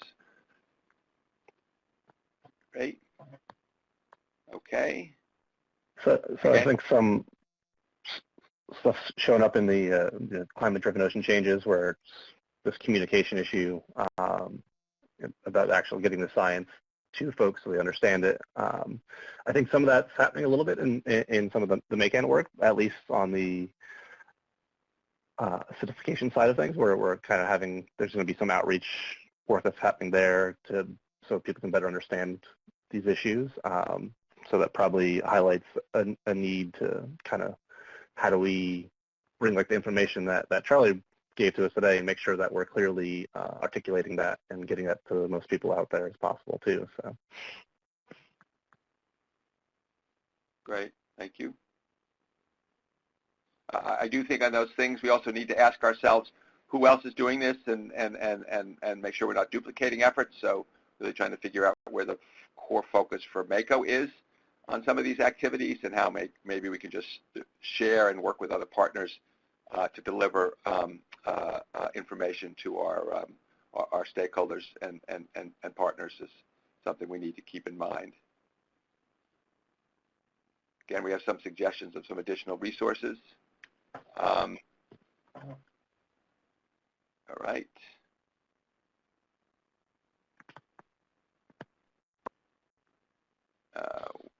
Yeah, I've seen some interest there coming in for the indicators, talking about that. So those kind of clear and simple things to do. I know we had some progress previously on the indicators work. I don't know if anyone's on the line today that can speak to it, but I know I think it's Stony Brook might be doing some work on some indicators, at least in the bite, and we were kind of looking to see where that leads to and how that can maybe ramp back up and see how that ties back into some work that's happening. Hi, Kevin. This is Cheryl Jones from DC. Hey, Cheryl. Great. I was hoping you'd. Yeah, just a quick update on that. Yes, we do have Stony Brook working on an indicators report for the bite. It's actually been really interesting and really involved and in-depth, and so there should be a report due out this summer that we'll be able to share with everybody, and then next steps taken from there to bring a work group back together. Yeah, so look forward to that. Thank you. Great, Cheryl. Thanks so much. Yeah, I think that'll help inform, how we look at the broader region beyond the bite as well, too. So I think that'll be super helpful. There's also some work I know that was done in New England on the ocean health indicators that, again, we might want to look at as well. I don't know whether it's transferable or relevant, but it's something that the group might want to look at. Laura, did you have a comment? Yes, thanks. Just flipping back to ocean habitats for a minute, just addressing Josh's comment about recognizing the ocean moves and so habitats maybe shifting. I wanted to point out to folks that this shift in species and habitats is something we're starting to address through our ocean mapping data team and work that we're doing on what we call sliders, where we animate the data over time, and we've just completed the shift in fish species, 18 different fish species from the 1970s to the present every decade. And we're hoping to do a similar kind of thing for birds, seabirds, and marine mammals with the data that we have. So something that we're working on that we hope will help with better understanding of ocean habitats. Great, thank you. I do notice that there's several comments coming up in the earlier session in this about also appropriate for MACO to be thinking about consistent metrics across the region, given the regional scope of MACO's mission. And so there seem to be a variety of comments that MACO should be thinking about whether it's consistent monitoring criteria, consistent data and baselines, or all issues that should be considered across some of these work groups. Great. Any other comments from the MACO principals, or any questions?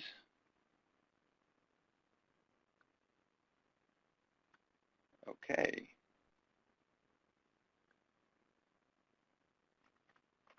Great. So I'll give it another minute in case anybody wants to, again, this is the beginning of a discussion, obviously, not the end of a discussion, and it's a attempt to just open up the discussion about some issues that you stakeholders had previously identified for further consideration. So we'll come back to these in the future and continue to take them under consideration. So thank you, everybody else. Another minute. I don't see anybody typing. Okay. Great. Thank you very much for your input. And I do see somebody typing, so I'll give it one more minute. And great. Kevin, any final thoughts before we move on to the next session? No, I think it's good. And like we said, the top three here, obviously there's still a lot of interest in other things that are happening out there. And I don't want people to feel that these would be the only things that, they should continue to address us with and make sure that we're aware of and that they might be interested in. So, we're going to take this back. We're going to talk some more about these issues.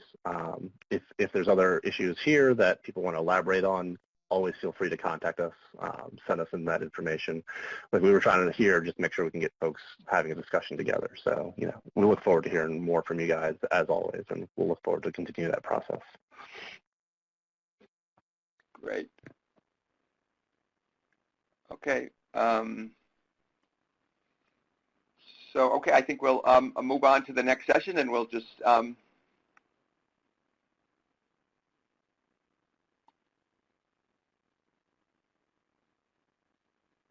you very much. So we want to go to wrap up in next steps. Again, I do point out that up in the upper right-hand corner, there is a question about was this webinar effective for sharing information and gathering input? Again, we do thank you very much for your active participation. It really was quite excellent. And again, given the limited times, I think it was really, we covered an awful lot of material. And so we are trying to consider how we can use these and other platforms in the future, as Kevin indicated at the beginning, to actually expand outreach by MACO and engagement of the community. So appreciate folks before we conclude in completing that webinar foam. So, in terms of wrap-up next steps, again, there will be a record of this. I certainly heard what I call a lot of emerging challenges in our first panel, work that has been building out of the region, but also thinking not only planning for the past, but planning for the future. It does seem to me that kind of the new frame is not only trying to align data and information more effectively around decisions that can be made both through traditional management approaches, but also thinking about how we might be creative in applying some of that information to improve our decisions in the future. I certainly heard a lot of very specific affirmation of some of the work that has been done by the work groups, with some suggestions for how they might move forward, and hopefully the enthusiasm we got today will be reflected by expanded participation in those work groups and engagement moving forward on those efforts. And then with regard to new issues, again, we just began a discussion about some of those issues, and as Kevin said, we will come back to that and look for other opportunities. I do want to say that, again, the MACO website is available, and at any time folks can provide input into MACO activities through contactinfo@midatlantic.org. So this is an ongoing process, and we encourage you to sign up for the MACO activity calendar so that you can actually keep track of all the activities that we are planning and keep up with the work that is being done.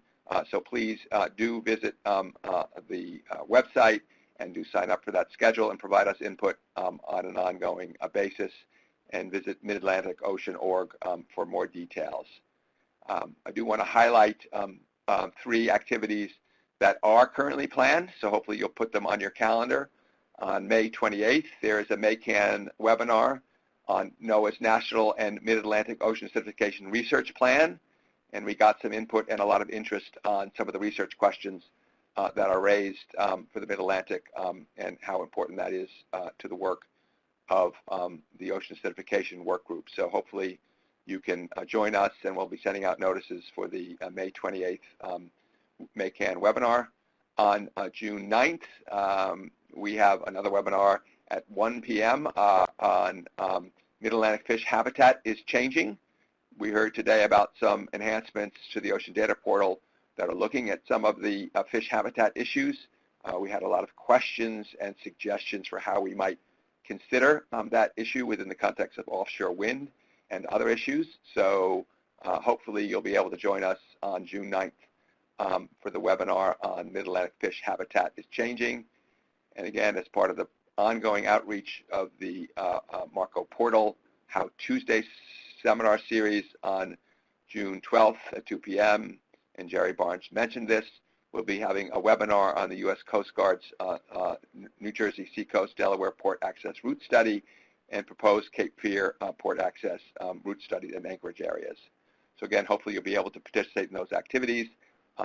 As Kevin indicated, we're considering other events in the future, and we'll be sure to let everybody know about that. So I will actually conclude with that. Anybody also, I will leave the poll open. We are asking for any final comments or suggestions about how we can improve these efforts moving forward, or any questions thoughts you might want to leave us with before we conclude. So please provide us that information if you can. Kevin, any other thoughts? No, like you just said, Tony, if there's ways that you feel we can improve this, I know Matt in the box said it was kind of 2 questions for our poll here. It is kind of split, but if there are ways that we can improve things, the same way to reach out to us, let us know where you think we could improve things. If there's ways that we could handle certain webinars and these events a little better, and that gets your input better, please, if you have ideas, we're all ears. So, and again, I want to thank everyone for really coming together and joining in with this. I think it's really helpful to have so many people engaged across so many different sectors, and I'm really thankful to see this kind of work continuing right now. I do see a question here about clarifying the difference between Marco and Mako, and again, that does come up from time to time. The information, if you look at the background memo that we shared for this, explains some of that, but I think the simple explanation is that Marco is the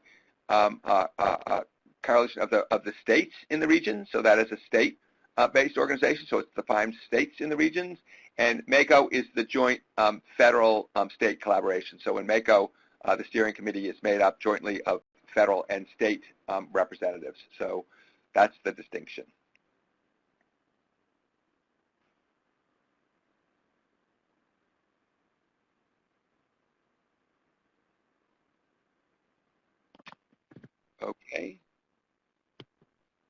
Okay, I think unless anybody has any additional comments, we greatly appreciate your time, and we greatly appreciate your support for our efforts, and please stay tuned for further follow-up in the future. We'll leave this open for a few more minutes. We'll leave the comment and suggestion panel open for a few more minutes so that we can gather as much information as we can before we conclude. Thank you very much.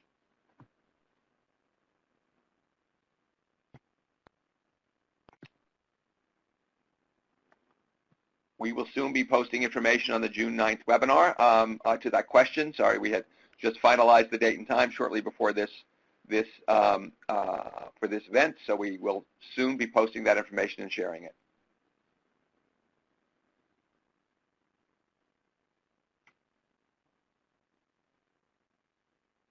Thank you.